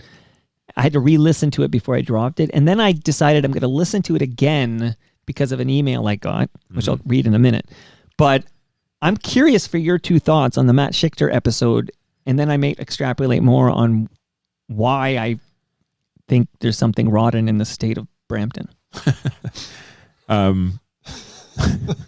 So obviously pure speculation on my part. But to me, having worked in the agency world for a long time and working on projects with clients who, you work to scope out what this project's going to be. There's a brief that you write, and then everyone agrees that, yes, this brief is correct. And then you proceed with the work based on that brief. And then some clients are really good about it, and they're very experienced, and they're like, yep, okay, that's great. There's actually some stuff that I wish we could have included, but given our timeline and our budget, we can't include them now, so we'll put them in later in a future phase. You can't do that with a documentary. Obviously, you're done. I mean, you could make a second version of the documentary, but nobody's going to pay for that. So it seems to me that you had a brief. I don't know how it works in documentary land, but there's some kind of agreement that this is the direction or the narrative that we're going to tell. Yeah, episode 1021 of Toronto Mic'd. Yeah, exactly. Do this in 90 minutes. Yeah. And get Geddy Lee, for fuck's sake. And as the people who are most invested in it, the EPs viewed it, they realized that this is not necessarily the story we wanted to tell or the way. And 3 of those EPs worked at the station in our FOTMs. So they're very invested. They care a lot, as they should, and so they want to tell the best story they can. It sounds like they got down to a point where they ran out of time, they kind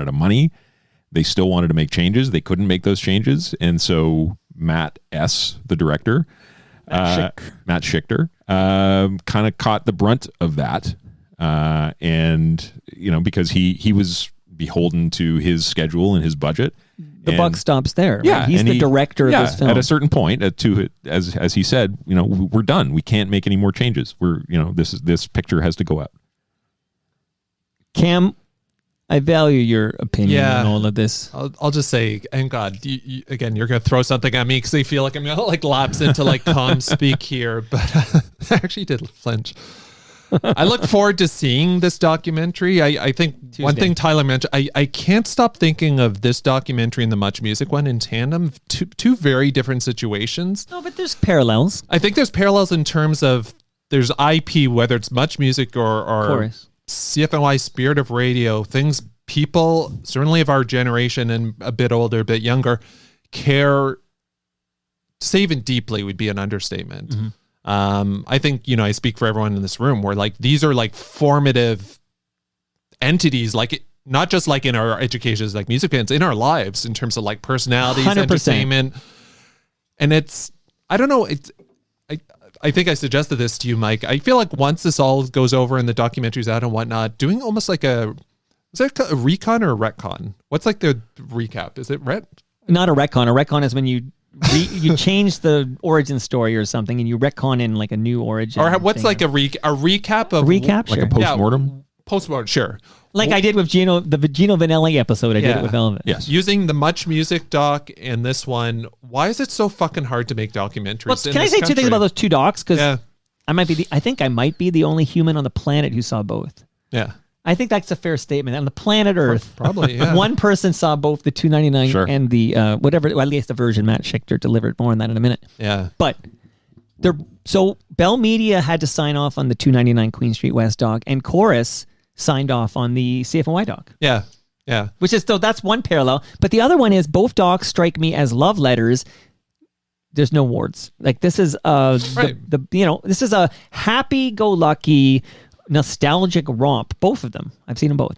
There is we're not going to talk about lines of coke at 299 Queen Street West or it's all that stuff. We're not touching it with a 10-foot pole. It's all glowing, positive, happy-go-lucky memories of these wonderful institutions. Yeah, exactly. Like I almost think, God, this is sort of morbid, but similar to like you see on the Oscars and whatnot, year in review, sort of in memorandum, just celebrating a life that was. I think both of those, but in both cases had these like issues with it, whether it's rights or just personalities involved or agency support. I know with Much Music there was a lot of because you spoke to some of these people who weren't in the Much Music documentary. Catherine McClanahan. Yeah.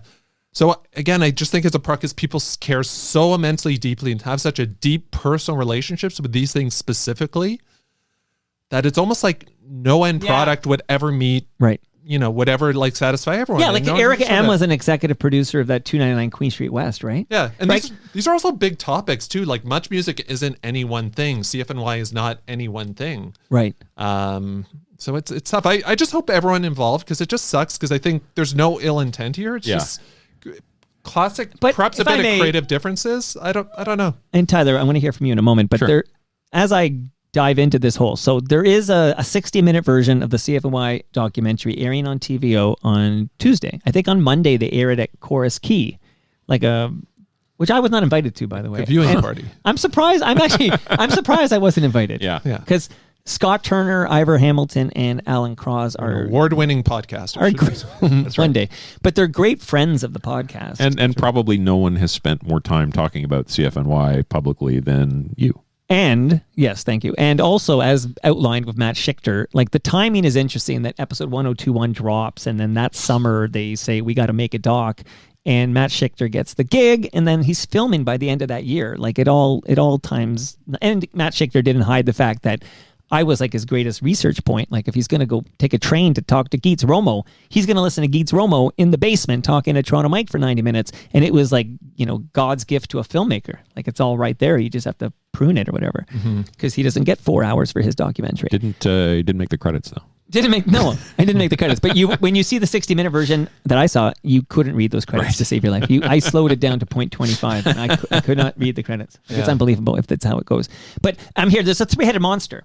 You have the EPs, one of whom is Barbara Hall, not the mayor. I had to point that out. Thank you for clarifying. Thank you. Yeah, because I'm like, maybe he's, you got to clarify these things. But the three people, and I can't remember, there's another woman, but the three people I know is Alan Cross, Scott Turner, and Ivor Hamilton. Yeah. Again, and I made a point to tell the listenership they're nice guys I like. Yes, they've all been on the show many times. Yeah. And I like all three. They've all been over multiple times, and I like all three very much. Yeah. But so you got the EPs, and even though it's a, what do you call that? A vanity title, executive producer. So you got the EPs, but they care the most because they were there, and this is like their story and their love letter to David Marsden. So they care the most about getting this right. They hired a guy younger than us to make this doc, which means he didn't listen to this Spirit Radio. Yeah. Because he didn't listen. He's like in his early 40s. So Matt Schichter is hired to direct this thing. So you got the director, Matt Schichter. You've got the EPs. And then you have Highball.tv. The people who own the doc, they paid for it.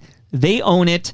And although I thought Matt was very diplomatic in the chat, whenever Highball came up, his tone would change in that episode. Yes. did notice that. Yes, you couldn't miss it. So if you're reading between the lines, okay. Is now a good time for me to get into this email I got? I think it's a great time. Okay, and Lauren wants me to redact the name of the sender. Okay, Lauren. So I got this email like maybe 2 days ago. I got this email. So I dropped this Matt Schichter episode. I think I technically dropped it before going to bed on the 30th. I saw it show up in my feed on the 30th. So I drop it on the 30th because it's going to be like the New Year's Eve special or whatever. But it was New Year's Eve in Greenwich Mean Time, okay? Okay.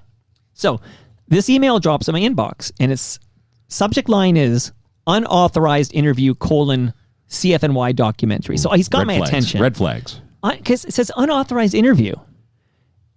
And already my back's up a bit because it's like, I'm the boss around here. I authorize the interviews around here. I authorized this episode of Matt Sure Schichter. you did. Yeah. Cam's agreeing.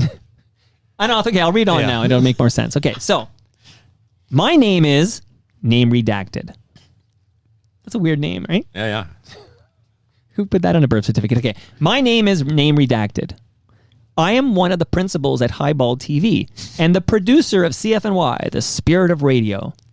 It has come to my attention that one of the creatives we hired for the film has a 91-minute interview on your podcast, but one which was unauthorized by the production and distribution partners. We'll come back to this in a minute. Okay. The film has been licensed to TVO for a broadcast premiere next week, and all press for the film must go through Highball TV so that we can get TVO sign-off, and as a result, we need to ask to have this interview taken down. I'm sorry about this complication, but your interview subject was not granted authority to share the film, and to boot, he shared a work-in-progress edit of the film instead of the final cut. TVO and Highball TV would be delighted to hook you up with Alan Cross and the CFNY team if you're interested in talking with subjects about the completed version of the film. Thanks so much for your attention. And again, I apologize for the confusion this caused. Name redacted. So, I got that email, and I honestly didn't know how to reply. I'll tell you how I replied in a minute. But so many things jumped out. One is that the director of the film, Matt Schichter, who was my guest for that episode we're talking about on New Year's Eve, is referred to in this email as, ready? One of the creatives we hired for the film, which makes it sound like he's the lighting guy or something. Okay, one of the creatives we hired for the film, he's the director. Right. It's interesting that it doesn't say the director of the film. It says one of the creatives we hired for the film. Very curious. Has a 91-minute interview on your podcast. But which was unauthorized. I kind of feel like I wish I'd heard from TVO, but I am suspecting TVO does not care about the fact that I talked to the director of this documentary. But that's a speculation on my part. But I never heard from TVO.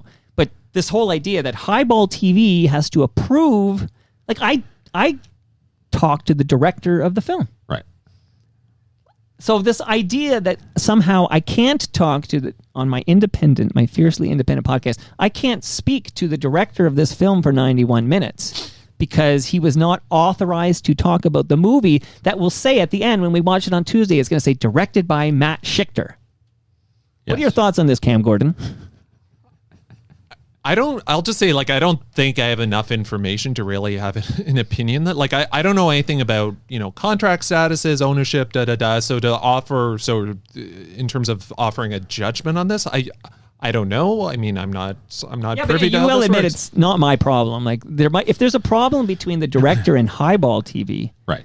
That's not involving fiercely independent, Perhaps, yeah. award-winning podcaster Toronto Mike. Yeah, which I think this individual is referring to in terms of unauthorized, in terms of perhaps like a contract size. Again, I don't know. I don't know what that looks like. It's sort of extremely inside baseball, if not entirely private.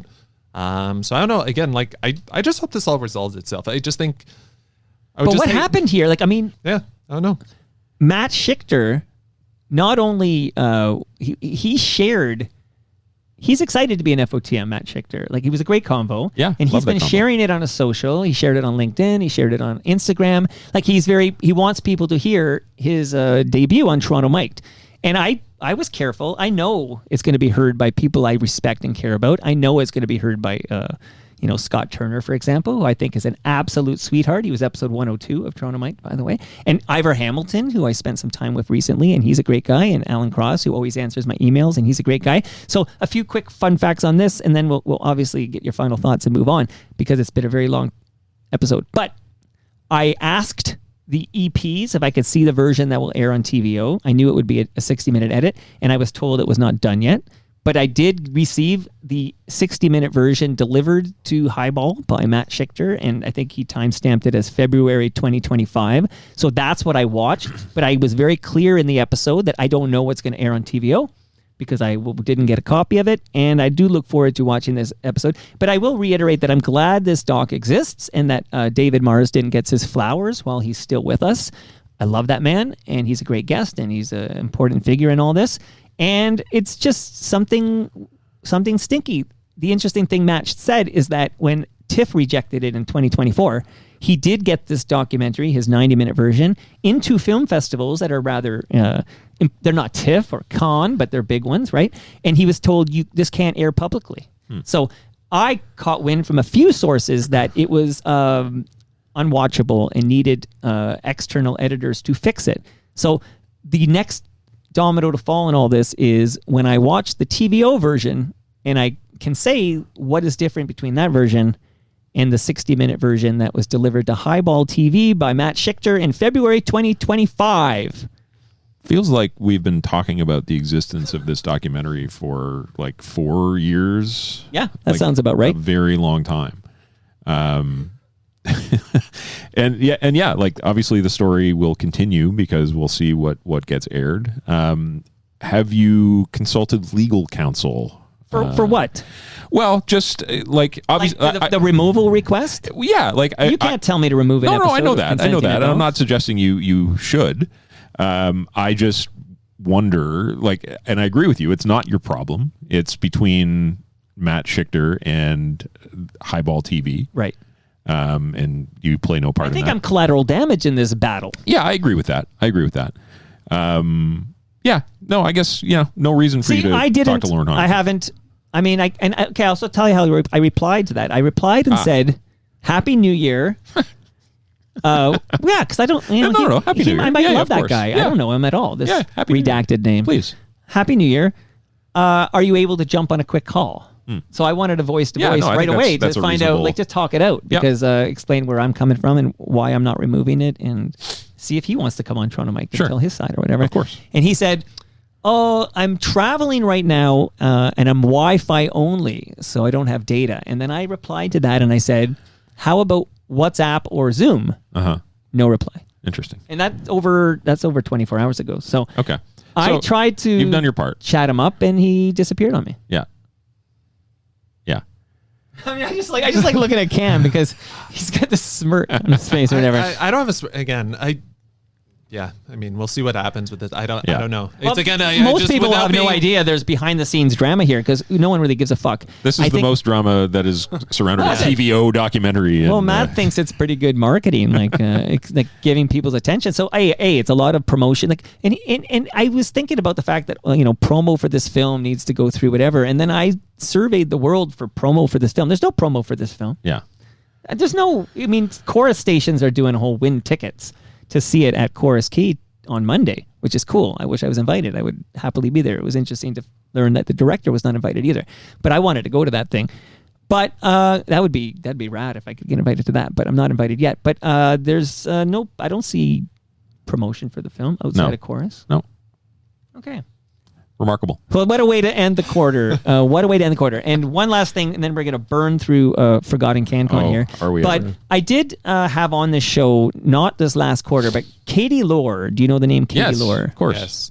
So she came on the show, and I had a delightful conversation with her, and I asked her about this name Katie because, and I know there are people in the room who have Katies in their life that are very important to them. With one T. Yeah. With one T. So this Katie Lohr is spelled with two T's. It's Kattie. Looks like catty if you were to read it. So of course, I mean, I don't know how you ask anything. You have to start with that. But let me just play a clip of Katie's father. Okay. So Katie Lohr's dad recorded this. You ready? Yeah. Well, at the time, Katie's mom and I knew that Katie was the perfect name.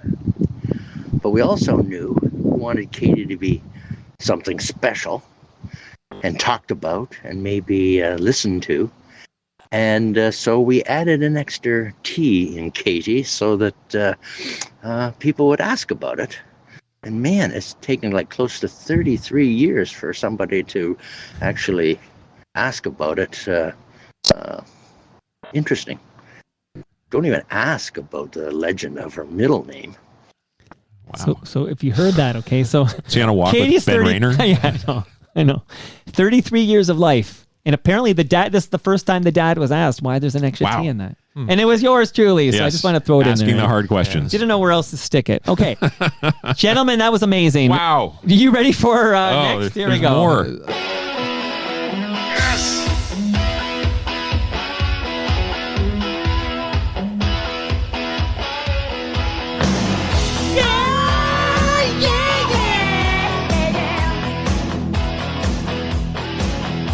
This is Forgotten CanCon. And this is always you, right, Cam? Yeah. As always, this will be a question for Tyler and anyone who's hung in for the 3+ Is there any hours. green balls over there? We saw a lot of hands up when we asked a little while ago. So Somebody asked. Okay, I haven't been in there in a while. The classic question, do you remember this jam? I'll just set this one up by just saying, we've talked about Tears Are Not Enough a lot. A couple times. Remarkably, there's a member of this act that was in the Tears Are Not Enough chorus, and yet this song, I'm like, I've not thought about this song in 30, 40 years, however long it's been, and I didn't realize it was the same person. So let's hear it. Tyler, do you remember this? People listening, Before do you I remember press this play, jam? I have a big announcement to make afterwards. Okay. Here we go.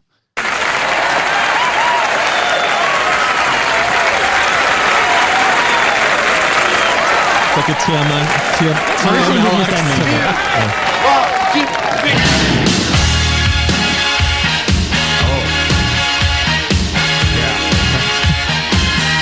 Sounds like Atlanta Miles.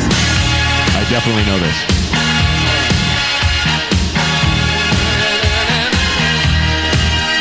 Take a look at all that's around me. The neon, the night, and the streets. A familiar feeling surrounds me, and that's all I need. God, so good. I get so It's like a cool song. Right? Can you name that like tune it. yet? Not yet. I know it. Yeah, 100%. and I don't know why. I've always been this way. In the heart of the city, in the key of the night. Oh.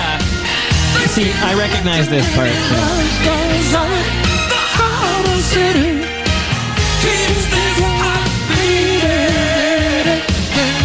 Fuck. Yeah, no. Yeah. Absolutely know that song. Staple of CKOC. Yeah. Wow. The name of the band is The Arrows, featuring Dean McTaggart. Yes, The Arrows. On vocals, also a member of the Tane Choir. Name of the song, Heart of the City. Yeah. Definitely a top 40 CanCon. Absolutely. Classic. Two things this reminds me of. One is Eddie Money. Yep. Have an Eddie Money sound.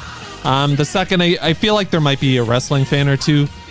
A lot of the music that you would hear on WWF TV, like the second Saturday night's main event theme after they stopped Obsession, Right. that, like they same as fashion television. Right. Like this sort of saxophone, or even some of the stuff on the second wrestling album, Pile Driver, sort of sounded like this.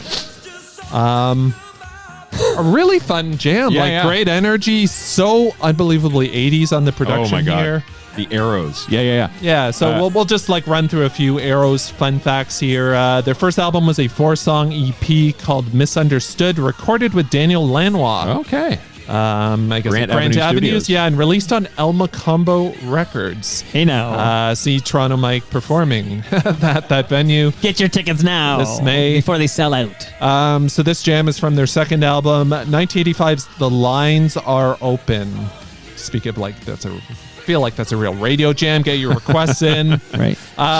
This album and the song produced by David Tyson, who'd go on to co-write Black Velvet. Whoa. It does have an Atlanta Biles vibe, this song. Totally. Absolutely. I think Jeremy Hopkins in the comments said he thought it was Still Got This Thing for You. That's the one I was hearing. And in my we're going head, to talk Jeremy. about J-Ho in this song and that song shortly. Okay, and I got a big announcement to make. Oh my God. Everything is happening. We need another 3 hours. So you can definitely hear it. Fun fact about Dean McTaggart, he'd go on to work with another Midtown Gord favorite, Amanda Marshall. Yes. Okay. So like That's a he produced big Oakwood alumnus. Yeah, that first Amanda Marshall album, and he co-wrote, which is huge. Yeah, he co-wrote Dark Horse in Birmingham. Yeah. Oh my God. Christopher Ward is connected to this story, I think. Holy shit. Yeah. And David Tyson, who produced this album, he also worked with the Guess Who, Anne Murray, and Winona Judd too. No, sorry, that's Dean McTaggart. Worked with those artists. McTaggart. Whoa. Dean McTaggart's a big deal here. Okay. David Tyson Yeah. did some Peter Cetera as well. Holy shit. And then a final fun fact, and this is perhaps Stu Stone encountered this person during the 80s. This song had some backing vocals from someone named Charity Brown, who during the 1980s, she performed as a voiceover artist on various Atkinson Film and Arts TV specials, including... Hold on to your seats. The Velveteen Rabbit. Oh, boy. Rumpelstiltskin. Oh, my God. Dennis the Menace. I'm gonna be sick. And I think this individual came up during the Consumers Disturbing The Adventures of Teddy Ruxpin. Did come up as a big Christmas. Wow. Yeah, so big voice actor. Anyway, Heart of the City, The Arrows. I love this segment so much. It's fun. Yeah. What a palate cleanse from. Big announcement. Well, you know. last part. Major announcement? Big major announcement. Okay. We are speaking on January 2nd, 2026. Yes. On January 21st, 2026, 19 days from now, it's a Wednesday at 11 a.m. Yeah. Making his Toronto Mike's my debut. God. You sitting down, gentlemen? Dean McTaggart. Oh my God. Wow. Fuck. A direct result of your jam. Really? Yeah. I So saw you just did some like digging? Well, you sent me the name, and I'm like, Yeah. oh, that name is familiar. I'm like, oh, am I thinking of like Jeremy Taggart? Like, what am I thinking of here? And I'm like, Dean and I'm McDermott. Like this, yeah, Dean McDermott, right? Like, and I'm looking into this guy, and I'm like, yeah, I kind of miss him. Like, he's not top of mind or whatever. But you mentioned Tears Are Not Enough, and I'm like, I got to track this guy down while I can and get his story. Dean McTaggart is going to be listed in this thing I'm holding up. Is he in the chorus or is he production? He's side? in the no. He's like in the. I think he's in the chorus. Okay. I believe. Well, I'm going to talk to him about all of this on the 21st of January. Oh my God. So stay tuned, We're going to everybody. need a Tane redo. Yeah, there's Mike. I'll send you. There's a really detailed Billboard article from like 1995 by Larry LeBlanc about Dean's just behind the scenes successes. Okay. I think prompted by the Amanda Marshall album, but it goes into great detail about a lot of stuff he's done. Oh my God. So Okay, there's a lot going on here, but let's get. No, it's okay. We do have another corner here. You ready? Yeah, let's do it.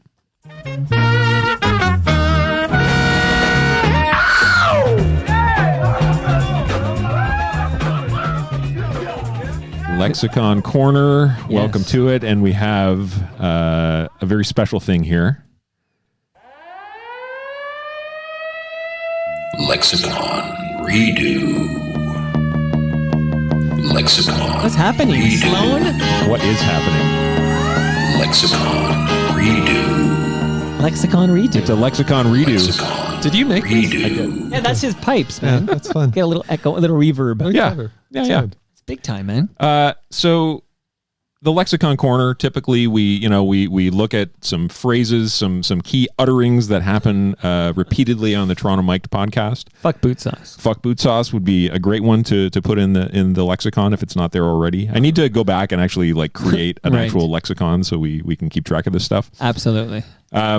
Last April, so this would have been the Q1 recap. Mm-hmm. We inducted or added to the lexicon a phrase that refers to a phenomenon that happens when someone very innocently, with all the best intentions, will suggest to you, Toronto Mike, that you should have a specific guest on, even though that guest has probably already been on multiple times. So, example of this: Hannah Sung. Right. suggesting that you should have someone named Ed Conroy Right. on the Toronto Mike. Cornered me at Yes. David Kine's breakfast and said, you should talk to this guy, Ed Conroy. That's right. He's got Retro Ontario, and yes. Exactly. You should talk to him. Right. Not knowing that he's already been on several times. He's a Hall of Right. Famer.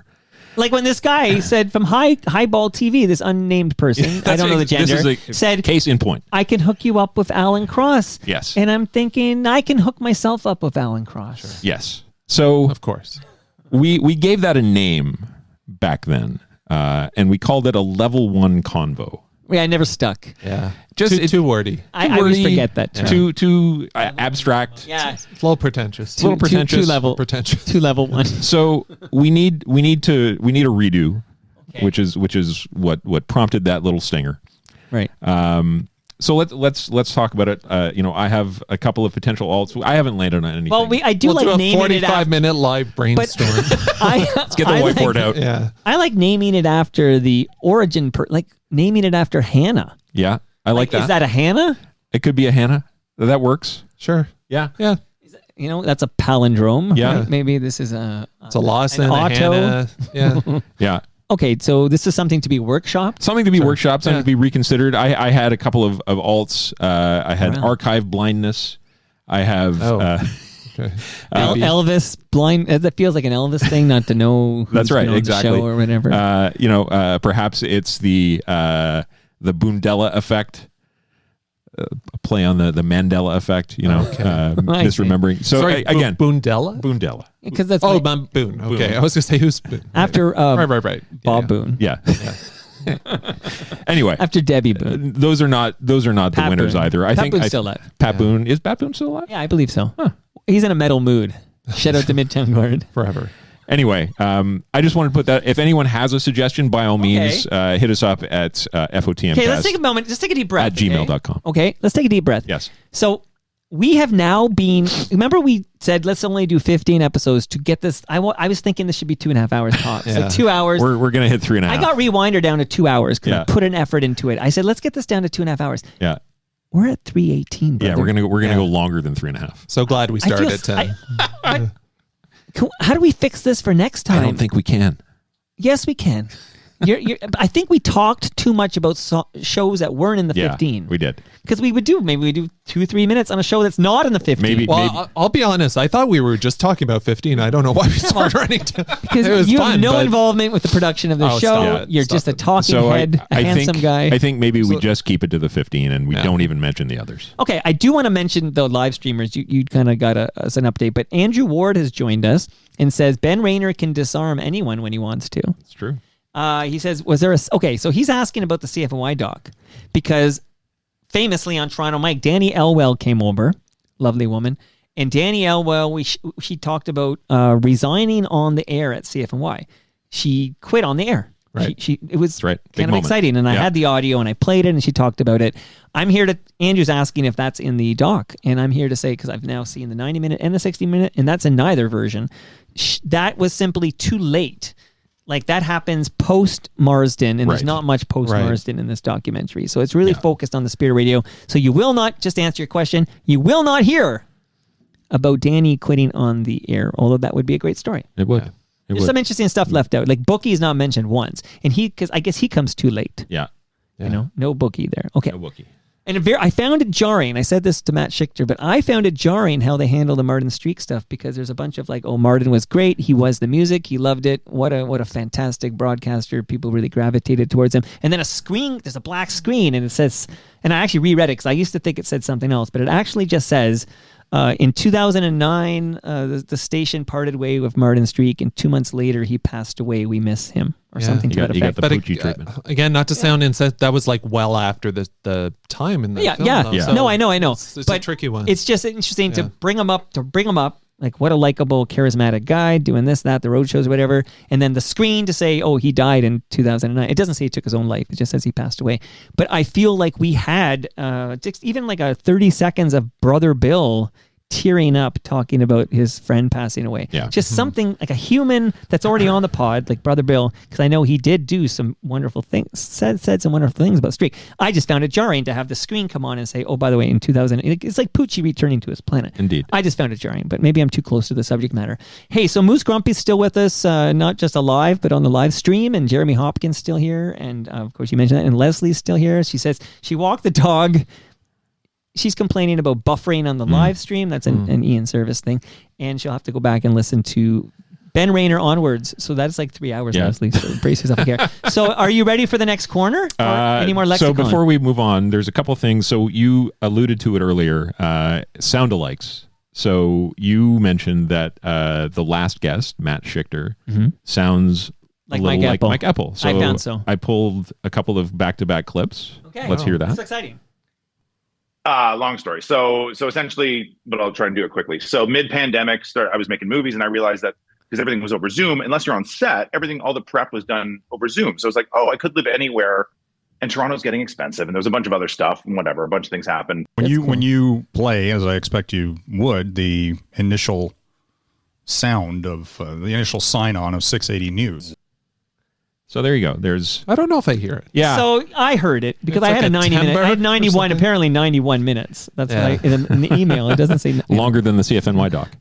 Right. Absolutely. So I chatted with Matt Schichter for 91 minutes, and I just found his cadence and tone reminded me of chats I've had with Mike. Yeah, there's a similarity. And there. that's tough there because you have Mike on my mics. Yeah. And then you have Matt He's on Zoom. via Zoom Yeah, talking so- into a laptop in Scotland. So there was one other sound-alike that I found from this quarter. I like this. Yeah. So, again, I've pulled back This to can back replace WikiLeaks. So, to me, Scott Anderson from Finger 11 sounds a lot like Damian Cox. Oh. When I left the Star as a full-time employee in 2014, I left with a handshake agreement that I would continue to write columns for them. Well, yeah, at that point, there were so many. We would play these afternoon gigs, and there was maybe 7 or 8 bands on the bill, and one would be a folk band, Okay, one would that- be a thrash that- band. totally. Yeah. And then Yeah. us.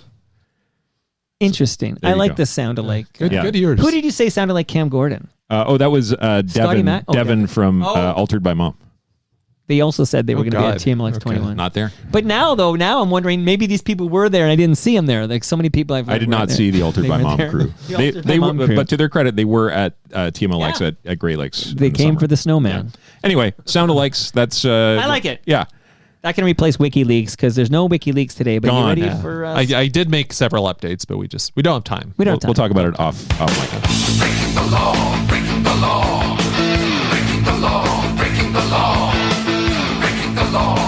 The floor is yours, Tyler. Oh my God, we had so much to talk Okay. about from this quarter. I am going to need I have a hard drive issue already. Uh-oh. This is going to kill it. Go ahead. Okay, we'll be quick.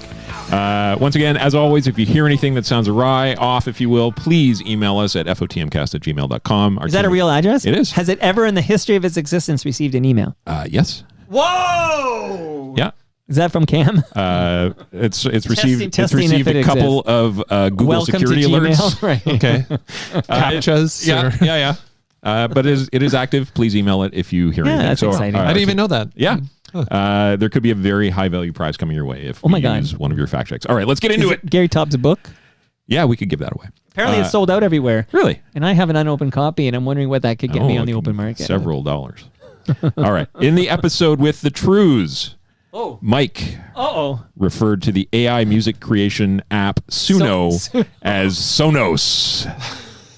What is Sonos? That's like a speaker. high-end speakers, isn't Yeah. Honest mistake. Yeah. Suno, Mike Sonos. no doubt regrets the error. In the Christmas Crackers episode, Okay. Ed Conroy referred to the actor Roy Scheider as Roy Schneider. Right. Ed Conroy, no doubt, that's splitting regrets hairs. that error. Come We split- this is where we split the hairs, folks. Yeah. Okay, but we got to get it right around here. Yeah, I'm glad you that's what caught we us. do. In episode 1800, Yes, live from Casa Loma. live from Castlelona, the great Jeremy Hopkins, J-Ho, attributed the song "Still Got That Thing," Oh yeah. which of course is the singer for Forgotten CanCon, which we heard earlier, to Metal Queen Lee Aaron. Shout out to Big- Midtown Gord. That's fair. And I'm disappointed I didn't catch that You didn't one. catch it. 'Cause I know those songs. I caught it though. I'm busy. Because there's the Alana Miles song, and then there's what's the Robert Palmer song? Bad Case of Loving You. Doctor, I always get those two give me songs. Which the is also news. covered, I got by the a way. Bad Yeah. case of Yeah. loving you. J-Ho, no doubt, regrets that error. Very good. Rance Mullinax. Okay. Said that Dave Stieb retired at the end of 1992. Of course, he did not. He came back. He played in 1993 with the White Sox a little White bit. Sox, yeah. And then 1998, of course, came back for the full He season. catches as a the reliever. ball. Catches the ball. The Bobby Don't Higginson. tell me Bobby Higginson. Yeah. 2 outs. I was at the game. 2 outs in the 9th, and it breaks up Roy Halladay's no. And Roy Halladay, his first major league start, who relieved him? Dave Stieb. I love this. That's poetic. Yeah, that is that's good. poetic. I think so. It's beautiful. And then finally, you did address this already on a previous episode, I believe, when you talked to Stu, but it's remarkable. So in the Hodge 100 countdown, Dave noted that the song Crazy Mary was written by David Paich of Toto, which is clearly wrong. I believe... He had me going, though. Yeah, it must have been some sort of He's AI a convincing guy. He knows his search shit. He's a slop word. thing. Yeah. Dave Hodge, no doubt, regrets this error. Sorry, Dave Hodge said that? Dave Hodge said that. Yeah. Wow. Yeah, he blew my mind, and then I brought it up with Stu Stone to Did talk about Victoria Williams? Victoria right? Williams. Yeah. Okay. Yeah, it's with a tribute to her. She had MS. She still does, I suppose. Sure. And there's no cure for MS, I don't believe. And that was Sweet Relief. And That's right. I own that CD. And there were other jams. I liked A Summer of Drugs by Soul Asylum. that Grunge band Soul Asylum. Guys, we made it. We did it. You ready? Yeah. Yes. Take you for a ride on a slow bus to China. Tell me where in the world is Stu Stone. Toronto Michael and the TM Universe. It's Stu Stone. I want to wish you a happy Stu year, a happy new year, a happy 2026. Where am I? I am in Los Angeles. Where are you? You are in the basement. You are continuing the mission into 2026 to spread joy, love, positivity, and tell the stories that need to be heard. So Toronto Mike, happy new year to you. Happy new year to the gang over there. You guys know I love you. And I just hope that your new year is filled with joy and laughter. Togetherness, that's all I'm after. Call my name and I'll be there. I'm looking forward to actually doing that, Mike. Yeah, I'm in Los Angeles. I'm going to cut it short now. Happy New Year. I love all of you guys. Hopefully, everybody makes New Year's resolutions, sticks to them. I know Mike's resolution was to be less of an asshole when it comes to the Toronto Blue Jays next year. So hopefully, he's going to stick to that, and we'll hold him accountable. Don't you worry. I'll be seeing everybody soon. And yeah, again, Happy New Year. Sounds like he was driving. No idea where he was. I just know he was in LA, and it's always good to hear from Stu Stone, who seems to be dropping by every quarter or so. Yeah, that's good.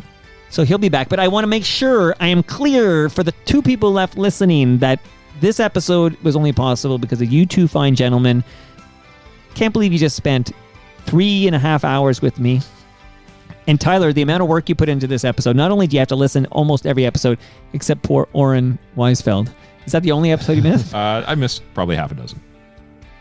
Half a dozen too many, as far as I'm concerned. I can't disagree. You were amazing. This is why you're in the Hall of Fame. And I got to say, I'm tickled pink, man. Tickle me, Elmo. You made it happen, brother. Love you, brother. Love you too. And this handsome devil to your right. I can't imagine anyone else I'd want to spend the winter solstice with. Is this Brian Ferry over here? It's a great way to start the. I've got Yes, yeah, because he's got the style. Yeah, right? Actually, you and I mean, you better than me. Need like a probably. white tuxedo or something. Yeah. You could dress me in the same clothes, and Yeah. I can't look like this. Yeah. Oh, come on. Yeah. You're too kind. I think it's because he's long and thin. Right. We worked you in to Thin look like white that. Duke. There we go. Handsome fucker. Yeah. So thank you for being here. Of you're course. You're where the airplane crashed. Yeah, I'm on a whole other part of the city, but it's always worth the This drive. came from Mimico, man. All the way. So thank you 2 for doing this. Of course. Great hangs with you for 3.5 hours. My God. Who would have thought? Are we going to do it again in 3 months' time? We're going to 4 Of course. hours. I think we already have a date. But I want to make sure this is on the record that people can call us out on this. We have to make changes. Yes. We can't do 3.5 hours. We can't keep doing this. Yeah. Can't live this way. Oakville Mike is here. I don't think we've said hi to him. No, Oakville Mike. Who is Oakville Mike? Or just close the Oakville Mike. string. The Oakville Mike. I love it when Carlos Delgado shows up. Oh my God. That's a big deal. That guy, to me. he should have been in the Hall of Fame. Yeah. Speaking of Hall of Fame. I got to ask Rance. Although Get Rance Rance back. doesn't overlap with him at all because Right. Rance is out Yeah. after 92. But he was on the broadcast when Carlos was. I think he'll get in. He'll get like a veterans committee. Yeah, I think so too. And that brings us to the end of our 1,828th show. 1828, first episode of the new quarter. Much love to all who made this possible. That is Great Lakes Brewery, Palma Pasta, Nick Iones, RecycleMyElectronics.ca, and Ridley Funeral Home. See you all Monday when my special guest is making his Toronto Mike debut, Joey C. See you all then.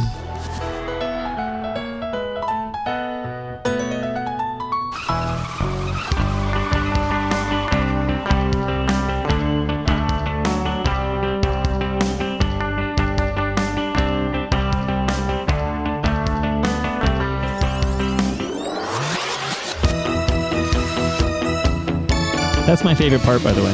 That